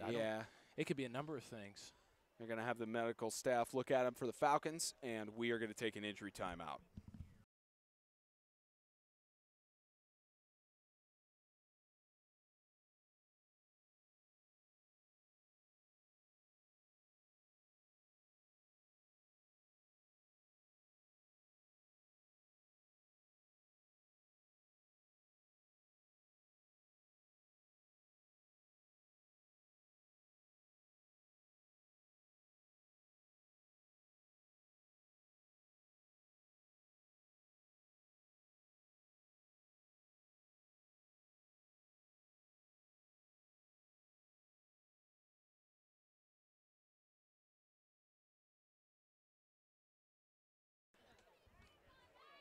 Proud to report that that Sonny Reed is walking off of the field. They just had the medical staff temporarily look at him, and he is walking off. Just looks like he's walking normally, but the fear with that, it means it might be a head injury. So we got to just pray for him and hope that resolves quickly for the Falcons. They'll go through the concussion protocol, and we'll see if Sonny Reed continues to play in the rest of the season, because that would be detrimental to any hopes for the Falcons in the bowl game if he's out. Ball snapped. It's a rush, tripped up on his own man. That was Samuel Hubbard got tripped up by Dickerson in the backfield. So now 4th down and about 16. It's literally a game of mistakes. Whichever team can limit the mistakes the most is the team that's going to be able to pull this out. And here, I mean, this sounds like totally not me, but they go for it here. They have to go for it here, because now you have Sonny Reed out, and what are they going to do? Give it to Buchanan? You figure that out. You stopped him. See if that offense can go 47 yards. You got an opportunity here to pull up. Oh, and they are going to punt it on this play, which I don't completely disagree with. Deke back to receive his number 10 for the Falcons. Again, don't have his number on the roster, but punted away by Caden Dickerson. 10 picks it up for the Falcons. He's taking the return on the left. Here's 10 of the Falcons. Does he have a breakaway? Stopped out of bounds. Flag thrown. That was a big tackle by Caden Dickerson. That's why I said they shouldn't have punted it, because now they have the exact same field position. And your special teams has been weak all year. We'll see if we could get the penalty call from the official. Just waiting for talking with the coaches real quick, or one of the side judges. They're probably going to move it forward from where the original spot was. Now, this is a late hit. That whistle had not been blown yet. That was a live ball in a football play. Again, it is kind of hard to tell from our angle, but dead ball, personal foul on the kicking team, 15-yard penalty, gonna be 1st down. So they just call it a personal foul. No in-depth explanation on that one. It may have just been a late hit or unnecessary roughness. Well, if it was unnecessary roughness, I'd understand. But that late hit, the whistle had not been blown until after the the flag had been thrown. So an extra 15 yards on the return for the Falcons on the 30-yard line in Knights territory. Who's in at QB right now? Looks like number 11. Looks like Zach Dooley, the freshman, is taking the helm, and he's handed it off to John Buchanan up the middle. John Buchanan. Again, can this man be stopped? Not on that drive. Touchdown, Falcons. And there's a classical Knight down on the field. Let's check the replay on that one. Touchdown. We have an injured Knight on the field. See if you can see where the injury was. Yeah. I think it was 22 who was trying to trip up there. May have been. He's up and moving. Caden Dickerson up and moving, but John Buchanan once again just showing what. Yeah, it's literally the outside. If you can get him to the outside, you see the defensive ends all night have been sucking in for the Knights. They have to stay to the outside if they're going to have any shot at stopping this man. And they're going to evaluate Caden Dickerson on the sideline. And he's been playing hard. They're really going to miss him if he can't return to the game. But looked to me like it was more of an emotional injury than not in the sense he was probably dinged up but didn't want to get up after what had just happened. But he seems to be up and moving. We all need to hope that he gets back in there just for the sake of keeping this game close. He's been a big piece to the Knights. The 2-point conversion attempt here. Dooley with Buchanan to his right. High snap, manages to catch it, looks for the pass. Catch made. That's number 5 of the Falcons. Didn't get his number on there, but the fans certainly like it. Complete to Carpenter. That's one of the Carpenter kids, one of the younger brothers of Logan and Bennett. Logan and Bennett Carpenter gets a 2-point conversion on that play. 18-8 the score with 7:06 left to go in the third. The Falcons take the 10-point lead over the Knights.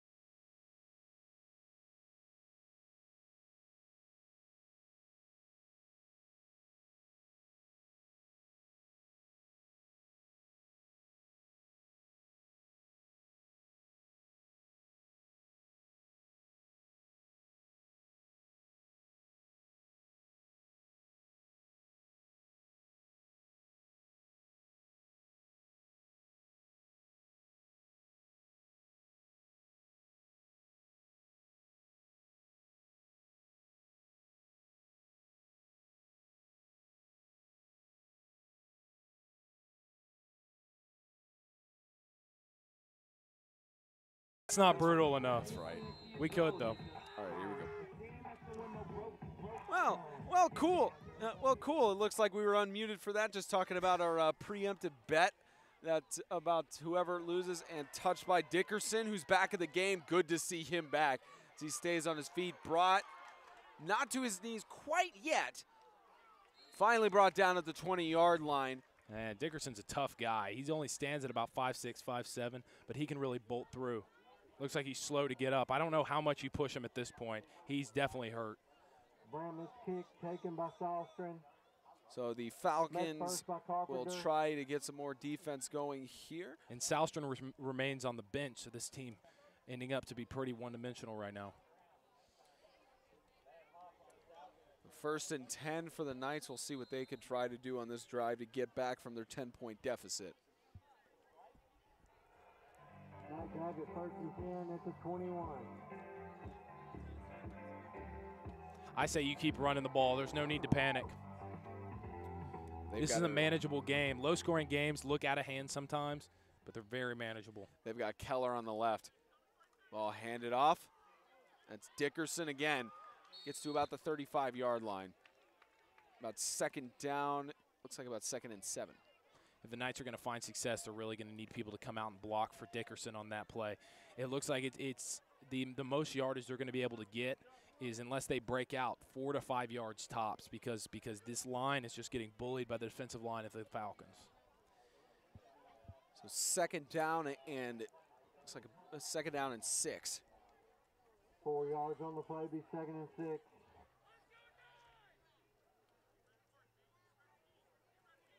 There's Hubbard, hands it off the middle. The Hubbard with a handoff. Looks like to number 9, Carson McCann. 3rd down, stopped at about the line of scrimmage for 3rd down and 6. And this is a big 3rd down for the Knights, because you don't want to get in another situation where you punt and get a return like you did last time. This team is in a tough spot, but it's a very manageable game. They just have to limit the mistakes and block a man. 3rd down and 6. It's like, no, Salstrom is up and moving. Salstrom, good to see him up and moving on the Falcons competitors bench, the Knights. It's fake the handoff. Attempted pass. It's just going to be a rush there for Samuel Hubbard. Immediately met by number 2 of the Falcons. Hubbard on the quarterback keep. It's a good idea in theory, but leaves them just short of the 1st down. Wow, this puts Coach Witherington in a really tough spot. You really, really, really think it's a good idea to punt, but at the same time, you got a few inches to this 1st down line. 4th down and about inches, maybe 4th and a yard. And are they? Maybe they'll pull a Mike Vrabel here. Who knows? As Caden Dickerson is back alone in the shotgun, they're just going to punt it away. No Mike Vrabel trickery on this one, as it adds to about the 33-yard line. And the Falcons will take over, just trying to run down the clock. See, it's getting to a point where FCS has the clock is against them, and for FCA, the clock is in your favor. They don't have to pass the ball for the rest of the game. They can bring it into the 4th quarter holding the ball here and put FCS in a tough spot in a run-heavy offense. 4:42 left to go in the 3rd, as the Falcons can just essentially run down the clock. Now, we mentioned earlier both of these teams are fighting for their playoff lives. We look at the Falcons' remaining schedule. They have FCS today. They are currently 1-1 in the South. If they win this game, they're 2-1 in the South. They then face Riverside, and then they go to Webb. Tough schedule ahead of them if they want to try and get into the postseason, but it is, they have to beat Riverside and they have to beat Webb. Win out their South games to get into the playoffs. Yeah, but it's doable, and it all starts with winning this game here. If they can't win this game, then it can really bring forward some issues going forward. Deep toss by Zach Dooley. Almost intercepted. He couldn't hold it in. That was an attempt that almost intercepted there by 23, Ethan Keller. We'll get Isaiah to analyze that one in just a moment, but James Shannon, back to you for a scoring update. Hey guys, sorry about that. Listen, the Heat just tied the score with South Haven Christian. They're tied at 20. Riverside Sacred Heart tied at 14. We're at halftime for Webb and Sacred Heart, and Christian Community just scored another touchdown. They're up 41-0 on Bowling Green. You said there was a tie for Webb Sacred Heart. What was the score of Webb Lancaster? Webb Lancaster is at halftime. It's 21-8 Webb. Thank you, James. Flag on the field. We'll get the call. They're going to call a false start on the right guard. Dead ball. False start on offense. 5-yard penalty. Repeat. Second down. So you got it right. They didn't call who the player was on the flag there, but you got a false start. I think I may have found my new part-time job. You could be a rules analyst, no, maybe. I could be a ref. No, I couldn't be. I would get so hurt. I'd get depressed halfway through a game. No one likes me. Hey, I mean, you think Dean Blandino or Mike Pereira on Fox, you think they have fun with it, but words hurt me more than most people, Spencer. Well, sticks and stones can break bones as Sonny Reed is trying to stay on his feet. How is he staying up? And the referee whistles the ball down. They whistle it dead. Man, Caden Dickerson is really playing through something right now. Not really sure what's up with him, but he's just slow to move around. But he's playing his heart out. He knows this is his senior year. This is the Battle of Franklin. And I'll tell you, Caden Dickerson has never beaten FCA. And he's played against them 4 times, never had an opportunity to win against FCA. Under 4 minutes left to go in the third. The Falcons are on third and about 21.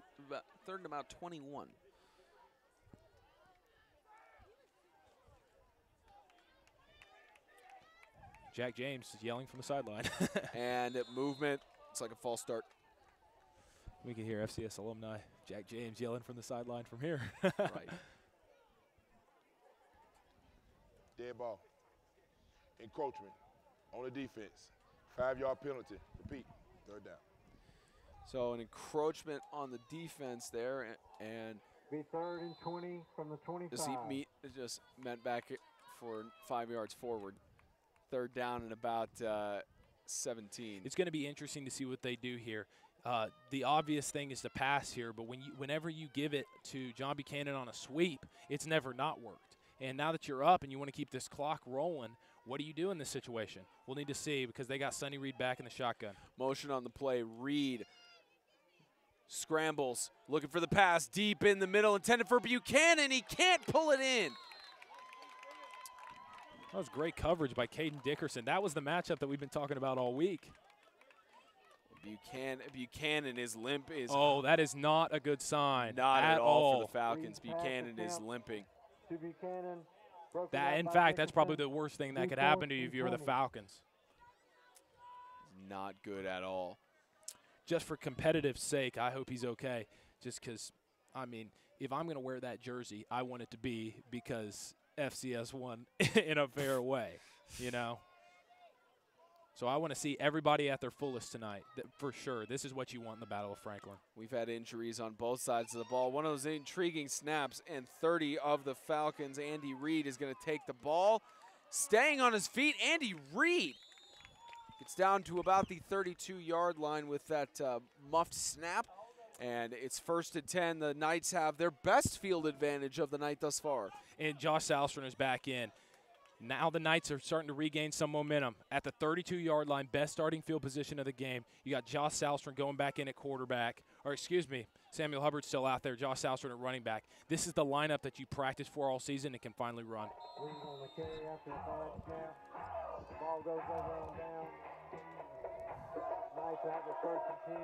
Falcons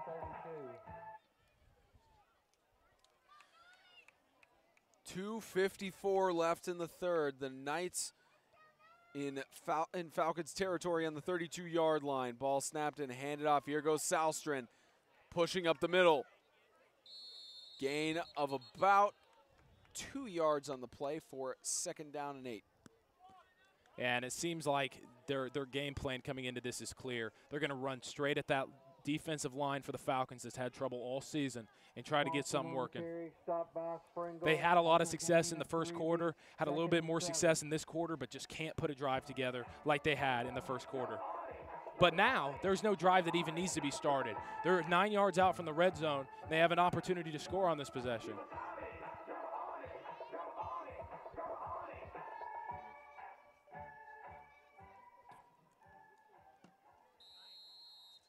And time called.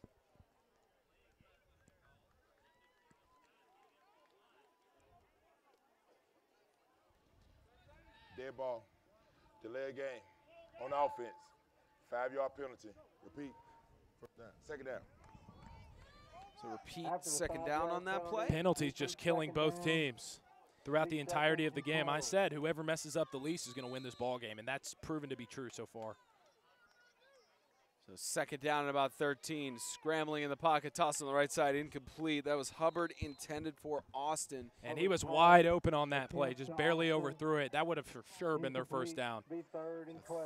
About third down and 12. I think they're trying to figure out some interesting ways that they can get the ball to their tight end. But it's going to have some growing pains. Your quarterback hasn't been in there in 3 weeks, and now he comes back as the leader of the team, ready to bring his guys to the promised land. It's going to take some time, but it seems like the first quarter they really had it figured out. But some issues in the past couple of quarters has left the Knights with a 10-point deficit.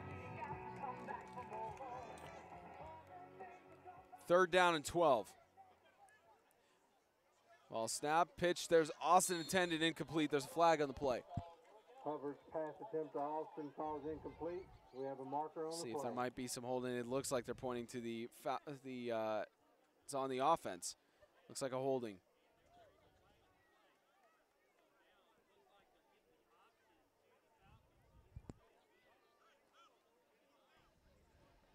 We got holding on the offense. The penalty is going to be declined. It's going to be fourth down. So fourth down, holding penalty declined. Good choice by Coach Adams. Definitely. With fourth down and 13.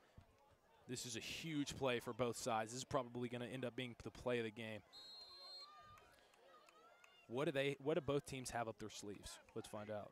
See what Coach Witherington can cook up on this drive. Ball snapped.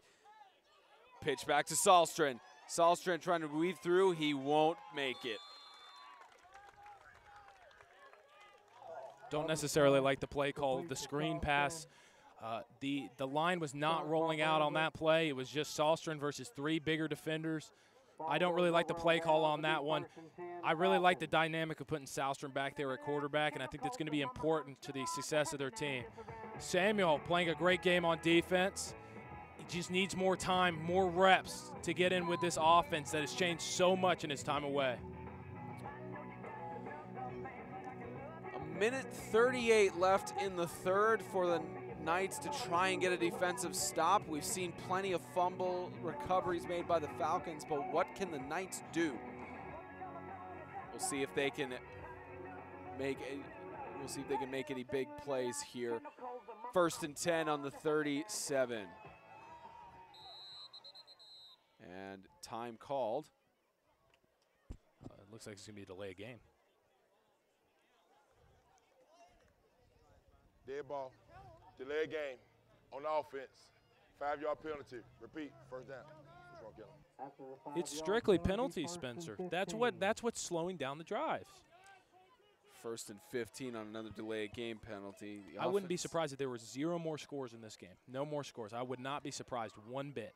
Yeah, the offense is having a little bit of trouble making up their minds as we could be looking at another delay game here. Might be. They're just waiting for it. Oh, never. Yeah, I was saying, we're waiting what was going on there. I've never seen that before. I thought maybe they had a coach on the other side. Sonny Reed is just going to take it out to the left side. It's Sonny Reed. Free. Touchdown, Falcons. The defensive end sucked in way too far, left the outside open. I feel like that's been the story of the game. The Knights defensive ends absolutely losing all of their leverage. Sucks in, gets to the outside, and nobody for miles. The Falcons knew exactly what they were going to. The Knights defense has been doing that all game, and they knew that would be open. Great run by Sonny Reed. This kid's a monster. A 70-yard rushing touchdown for Sonny Reed all the way back from the 30-yard line. The Falcons are locking their lead here in their home field of Jim Warren Park. So 1:24 left to go in the third.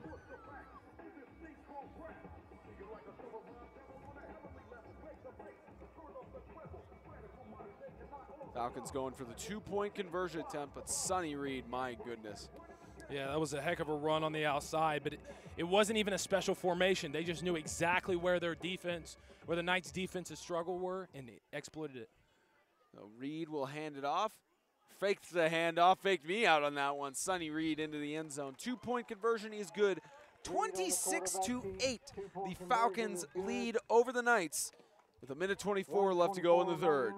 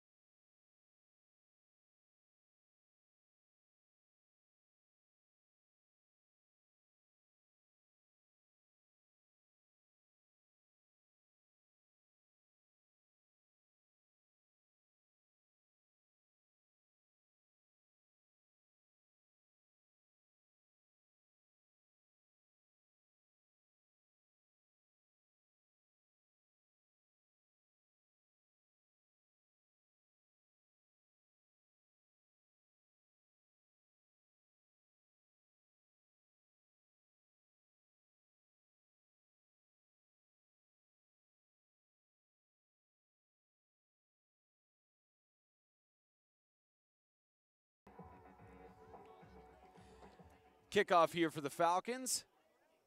It's going to go out of bounds. So they'll place it on the 40-yard line. Bramlett's kick goes out of bounds. It'll be a penalty.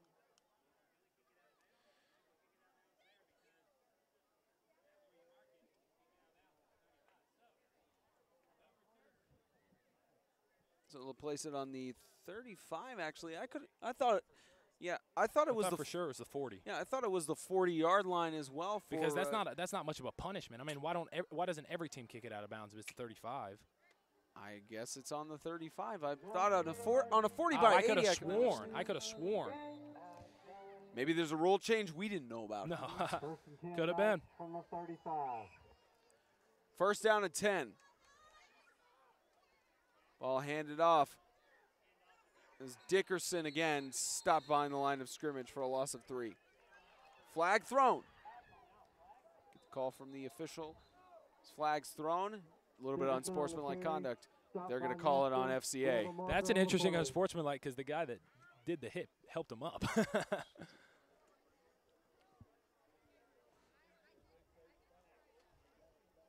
ball. Unsportsmanlike. On the defense, 15-yard penalty. Will be first down. So an unsportsmanlike conduct. And the Falcons getting pulled out for that one. It looks like the player went out of bounds. It was Sam Nestor, I believe, who went out for the play. Oh, that's so interesting. So an FCS that's kid. Interesting. May have been something said in between them there, but first down and 10 on the 45. Yeah, I feel like the FCA defense is saying, come on, FCS, score. We're giving you every opportunity. Just score, and they can't. There's a rush on the outside by Salstrin. Left side, flag thrown in the backfield, gets out of bounds. Check the flag. Salstrin on the carry. We have a marker on the play. 51 seconds left in the third. Just waiting for the referee to give us his call. Holding on offense. 10-yard penalty. Repeat, first down. So holding on the offense there, and goes back again. Again, these penalties are what's killing the Knights. It's killed the Falcons in some regards because they could be leading by even more, but it's killing the Knights more especially. No, and the Knights, you know, I feel like these Falcons defense has given them every opportunity to put a drive together and score. Players coming in and out, players getting hurt, holes, open passes, just total missed opportunity in this game. And if they lose, this is going to be a rough film session on Monday. You have a feeling it's already going to be a rough film session with the amount win of or mistakes. lose is going to be for both teams. For both sides. The film session, either tomorrow or whenever they have that, it is going to be brutal. It'll be brutal for both sides, waiting for the officials to get it going. And I hope this game, whoever comes out at the bottom, doesn't take it as, oh, this is it. We're just this is a game that both teams have fought hard, just mistakes that need to be corrected. Here's Salstrin, hands it off to Dickerson. Up the middle. It's stopped by 3 defensive. Make that 4 FCA guys. Stopped, gain of about, let's see where they spot the ball at the 35-yard line. It's something that I didn't expect. I saw FCA being able to play strong in the secondary and have a good run game. One thing that I did not expect from FCA is that they would manhandle this offensive line, and we've seen that all game, and they just cannot. Although they have backs that can get yards at disposal, they're not able to break free because of the amount of missed blocks on the offensive line. Because they catch up.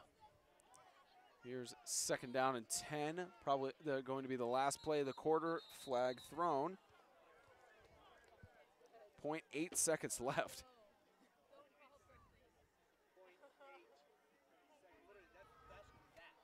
Dead ball. False start on offense. 5-yard penalty. Repeat. 2nd down. Now the referee was laughing at something on the field. He's there. probably laughing at the fact he's had to call a penalty on probably 15 out of the last 20 plays. Right. This is just undisciplined football. This is just backyard football in a way. Right. We have 12 minutes left in the game. It's 26-8. The Falcons lead the Knights. The Kingdom.com Extreme Game of the Week is brought to you by Kingdom.com, the ministry technology provider. Grace Point Healthcare, modern medicine the old-fashioned way. TennesseeHighSchoolFootball.com and Estate and Financial Strategies Incorporated.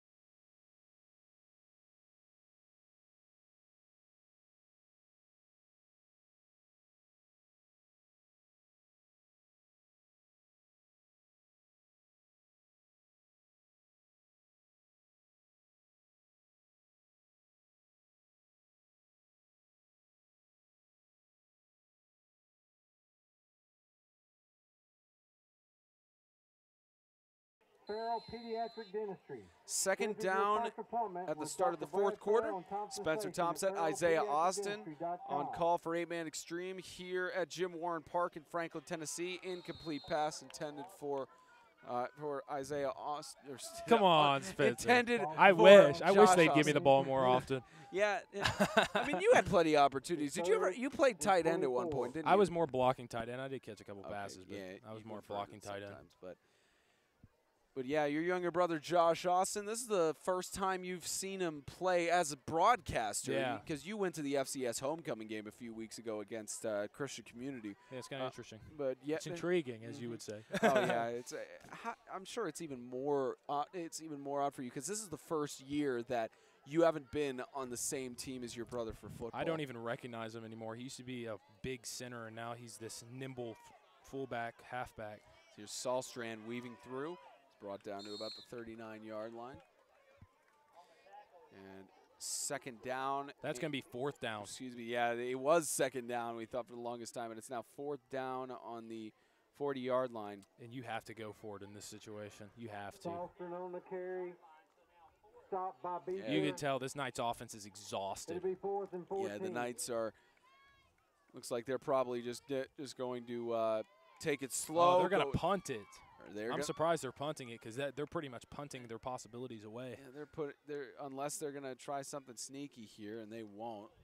It's Seth Witherington. He's not going to try anything sneaky. He's going to run it down your throat even if you're down by 20 with 2 minutes to go. That's right. So 11:05 left to go in the game. And We look at Franklin Classical's schedule now. Obviously with the loss here, that knocks them out of playoff eligibility because they have lost. Well, they were already technically out of playoff eligibility because they lost to Webb and Riverside. Well, my apologies. I'm thinking another South game. So they lost to Riverside and they lost to Webb. So it was essentially do or die in this game. And losing to FCA, they have 2 games against Swanee and Lancaster, but this will essentially eliminate them from postseason contention. Well, for FCA, I feel like before this game we were like, oh, it's just a wasted season. And that's what some people thought at the beginning of the year, but they've really – I'll explain after this play. Yeah, it's fake handoff to Buchanan. Reed to the right side. Sonny Reed again being chased down, staying in bounds. Sonny Reed trying to cut to the inside, gets it to about the 30-yard line. First down. As I was saying, at the beginning of the year, a lot of people counted out FCA, and now that you know you're looking like you're going to win a game without your star quarterback, you now go to 2-4, and it's kind of interesting. I mean, when he's healthy, when this team is healthy, now that they know that they have ways of working around without him, how far could this team go? And if they can win 2 or 3 more games, they could find themselves a bowl slot or even, I mean, super, super unlikely, but a playoff spot. So I think these teams were in the same boat at the beginning of the year, but now we're in completely different boats. Yeah, Classical will have their playoff contentions eliminated. Buchanan gets tackled at the 24-yard line for second down, and it looks like it's about second down and 3. But you look at the schedule here. So the Falcons, they control their own destiny, essentially, because they did lose to Lancaster. So regardless, they have won 1 South game. Make that 2 pending any miracle here from Classical. They control their destiny. If they beat Riverside and then they beat Webb, they're in the postseason. I think Riverside is an incredibly winnable game. You know, FCS lost to Riverside by 10 points. But if we're looking at possibly a 20 or 30-point game, I'd say FCA holds the edge, especially with Holcomb taking the snaps. But Webb is going to be a different monster. Yeah, Webb especially with their dominant game. But they have time to prepare, and things can happen. You never know. Yeah, obviously there's a lot of film that Coach Adams can get his hand on. Speaking of which, let's get a shot of Coach Adams. Paying attention to the guys who are down there. Let's get a shot of Coach Adams, shall we? I'm trying to find him, Spencer. All right, there he is. Is that him? I can't see. Yes, it is. Okay. That's Coach Steve Adams. He's in his 2nd season. He's had a record of looking to go on, I believe, 8-8 after tonight in his 2nd season. Led the Falcons to led the Falcons in 2017 to the MTAC consolation game. Was on the coaching staff for both of the championships and rose to the head coach position from former head coach of the Falcons, Tim Pettit. It's 3rd down and 2. Movement, false start.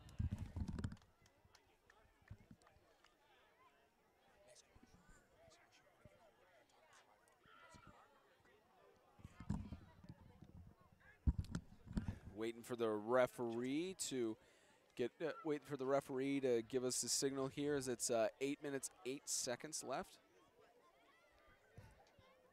And waiting on the referees, they're having their conversation here.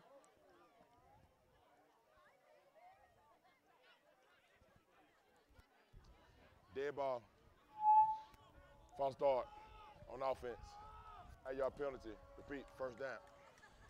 So repeat, first down on that one. So we will getting towards the end here. We're getting towards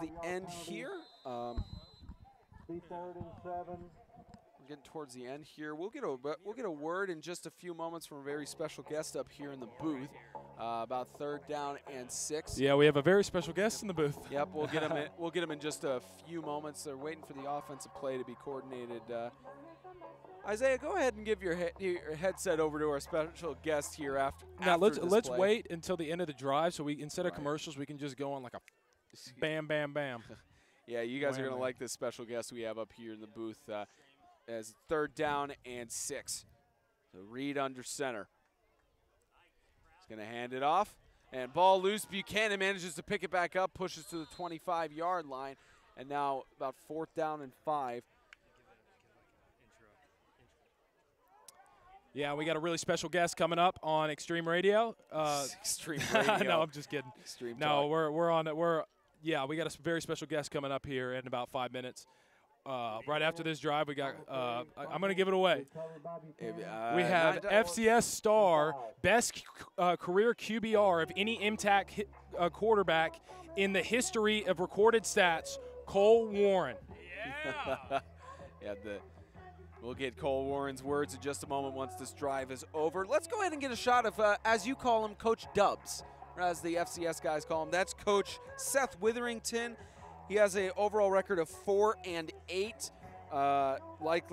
Unfortunately, going to go to 4-9 as is. Well, we got to count the seasons before. We don't have the stats on that, but at least from when he returned to A-band football, which was last year, he's going to probably going to 4-9 on this season. As a timeout is called here by the Falcons with 6:17 left to go in the game. The Falcons are wrapping it up here at home. And before we get to the commercials, ladies and gentlemen, before we get to our special interview, the Kingdom.com Extreme Game of the Week, brought to you by Kingdom.com, the ministry technology provider, Grace Point Healthcare, modern medicine the old-fashioned way, Tennessee High School Football.com, and Estate and Financial Strategies Incorporated. Well, ladies and gentlemen, let's bring in Cole Warren. You heard that intro from Isaiah Austin, former quarterback of the Franklin Classical School Knights. And Cole, I mean, it's not the game you want to see from your Franklin Classical Knights, but I mean, this rivalry, you've witnessed it firsthand from all the years being at FCS. I mean, for the rivalry to get to this, FCS still leads the series by 1. Yeah. It's since I played 7th grade against FCA, never won against them. Always something I wanted to do. But hopefully we can pull this thing out. It's not really looking like it, but you know, God still performs miracles. It's not the New Testament, but absolutely. Now you look, of course, at the force of Buchanan. I don't know. You didn't face off against them as much last year. Actually, you did when you were in the quarterback position. What can you say about John Buchanan in the games you played against him? Well, last season, the second to last game, I tore my ACL, so I wasn't able to play against John Buchanan in the last game. But from what I've seen, he's a powerful runner, low center of gravity, quick. Maybe not the fastest guy in the world, but definitely one of the quickest on the field. So I'm really liking what I see right now. There's Sonny Reed. They rule the ball down by contact as he takes the rush on the left side. It looked like it could have been a fumble, but ruled down by contact. Now Cole, we also look. You know, you got injured in your second to last game, and FCS had a chance to get into that bowl game slot in your last game. And that by all the tiebreakers and such that were occurring along those lines. But right.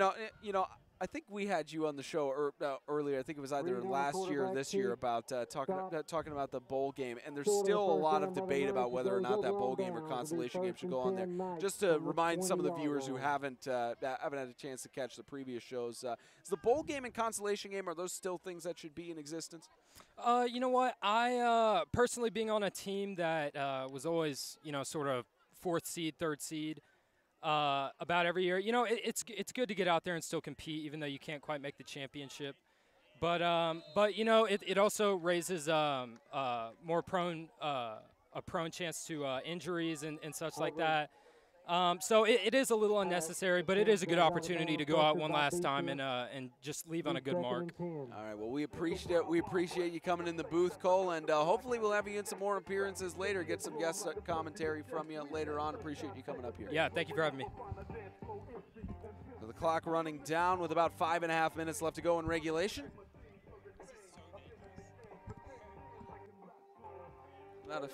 About 5:19 left to go in regulation. Winding down as the Falcons just trying to get a stop here on defense. Quick toss to the left side, incomplete. It's about, let's stop it at 5:04 left in the game. And I don't know why they're not going to what's worked so far in the game. 0 completed passes that are not to Josh Austin in this game. 5:04 left to go as FCS will. I mean, if the name of the game is to run out the clock and go home and not hurt anybody, then why are they passing the ball? Second of all, why is the clock running now that they passed the ball? Yeah, that's an interesting method there. I guess there may be some hidden rules that we're missing as rush up the middle, had to scramble from the defense. Just not enough for the first down for Samuel Hubbard, and about 4.5 left to go in the game. It looks like they're probably going to bring out the punt unit here. I guess you're right. That's their plan for the rest of the game, is just to let it go. I guess that's what They want their guys to compete, and they still want to put up a good score. But right now, guys are beat up, and Coach Dubs knows when it's time to pull the plug, and I think now is. So they'll run it down here. Great job by the Falcons, by the way. Their defense has really held up tonight against a team that put up 22 on CCS. So it's punted away. Goes out of bounds at about the 41-yard line. You know, that is interesting. I didn't think about that. They put up 22 on CCS, but are unable to put up more than 10, or excuse me, 8 on the Falcons here. And CCS put up however many points last week against Franklin Christian. So we will definitely see how they perform going on later in the season. And the Falcons, again, you're looking at the Falcons. They've got Riverside next. They've got Webb next. They've got a tough.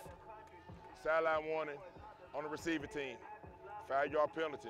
Gonna be first down. So their second sideline warning goes for a 5-yard penalty. Missed it on that play. So sideline warning on the ball is on the 50-yard line. The Falcons. And this Samuel Nestor transfer has meant a lot for this team, but also this rivalry, it's heated up again. In a year last year where, I mean, I can speak for me and Cole alike. Like, we get along with all of those seniors over there. We're good friends with all of them. And now, I mean, it makes it more of a rivalry, makes it more fun that you have a guy transfer in his senior year, start both sides of the ball, and you can see maybe, I'm sure it's all in good fun, but both teams jawing at each other. I can see the defensive line jawing at Nestor on that after that play. So get a word from the referee. Dead ball.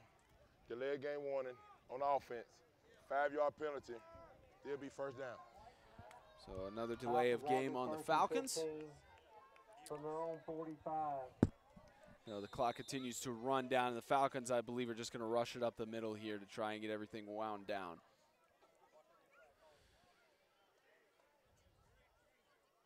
So I formation. Buchanan up the middle. Gets stopped. Loss of about a yard. Second down and 16. Well, Isaiah, it's about time for you to head down, take that tripod, and get ready for the post, for going live on Instagram. You got the camera? Yeah, yeah. That's interesting. That's intriguing, as you might say. I've done it before. I've done it plenty of times before. So yeah, go ahead, get that tripod. Get Looks ready like for I got to walk Cole Warren down the steps. He's scared. Got to walk some people. Okay. All right, I'll see y'all at the post game. All right, yep. Isaiah going down to the post game.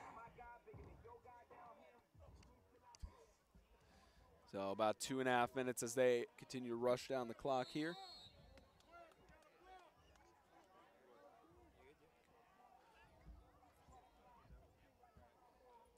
So Isaiah's going to head down there. So about 3rd down and 15 as the Falcons continue to run it down.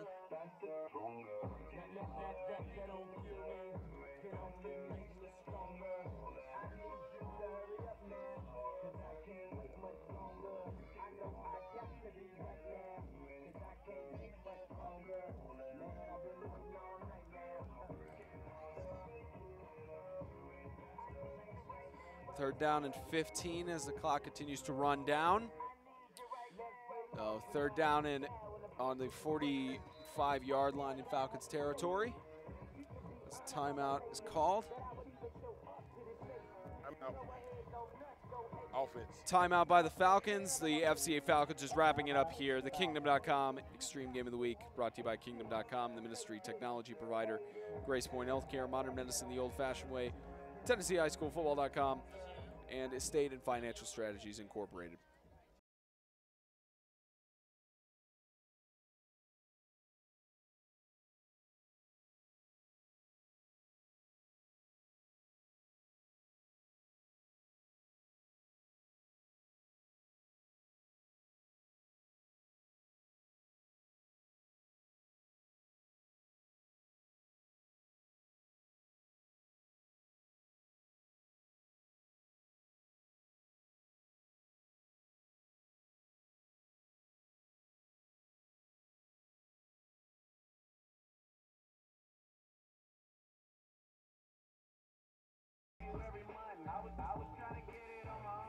Falcons just trying to wind down as much time as possible. Took their time out there to get clock fully down. Falcons and Knights just in shutdown mode, essentially.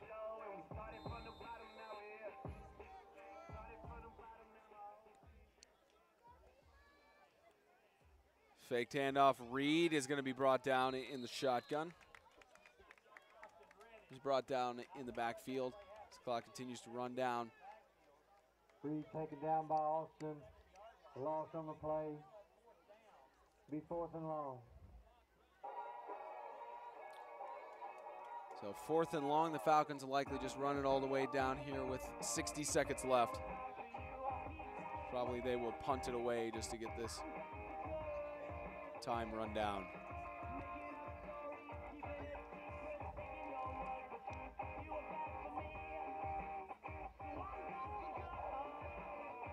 We're gonna wait to call a timeout until the very, very end.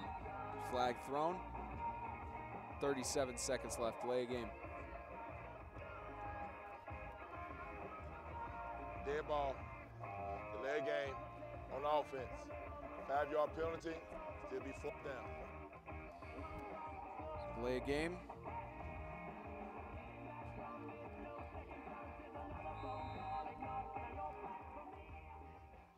And timeout called by the Falcons, 37 seconds left to go. Offense. Falcons just running it all the way down before they punt it away to end the game. No doubleheader this weekend for for 8-Man Extreme. No Saturday games this week, so we will be taking Saturday off, and then we will be heading straight to Extreme Radio on Sunday, presented by Grace Point Healthcare. We'll recap all of the intense games from this weekend, and we'll recap them all from there.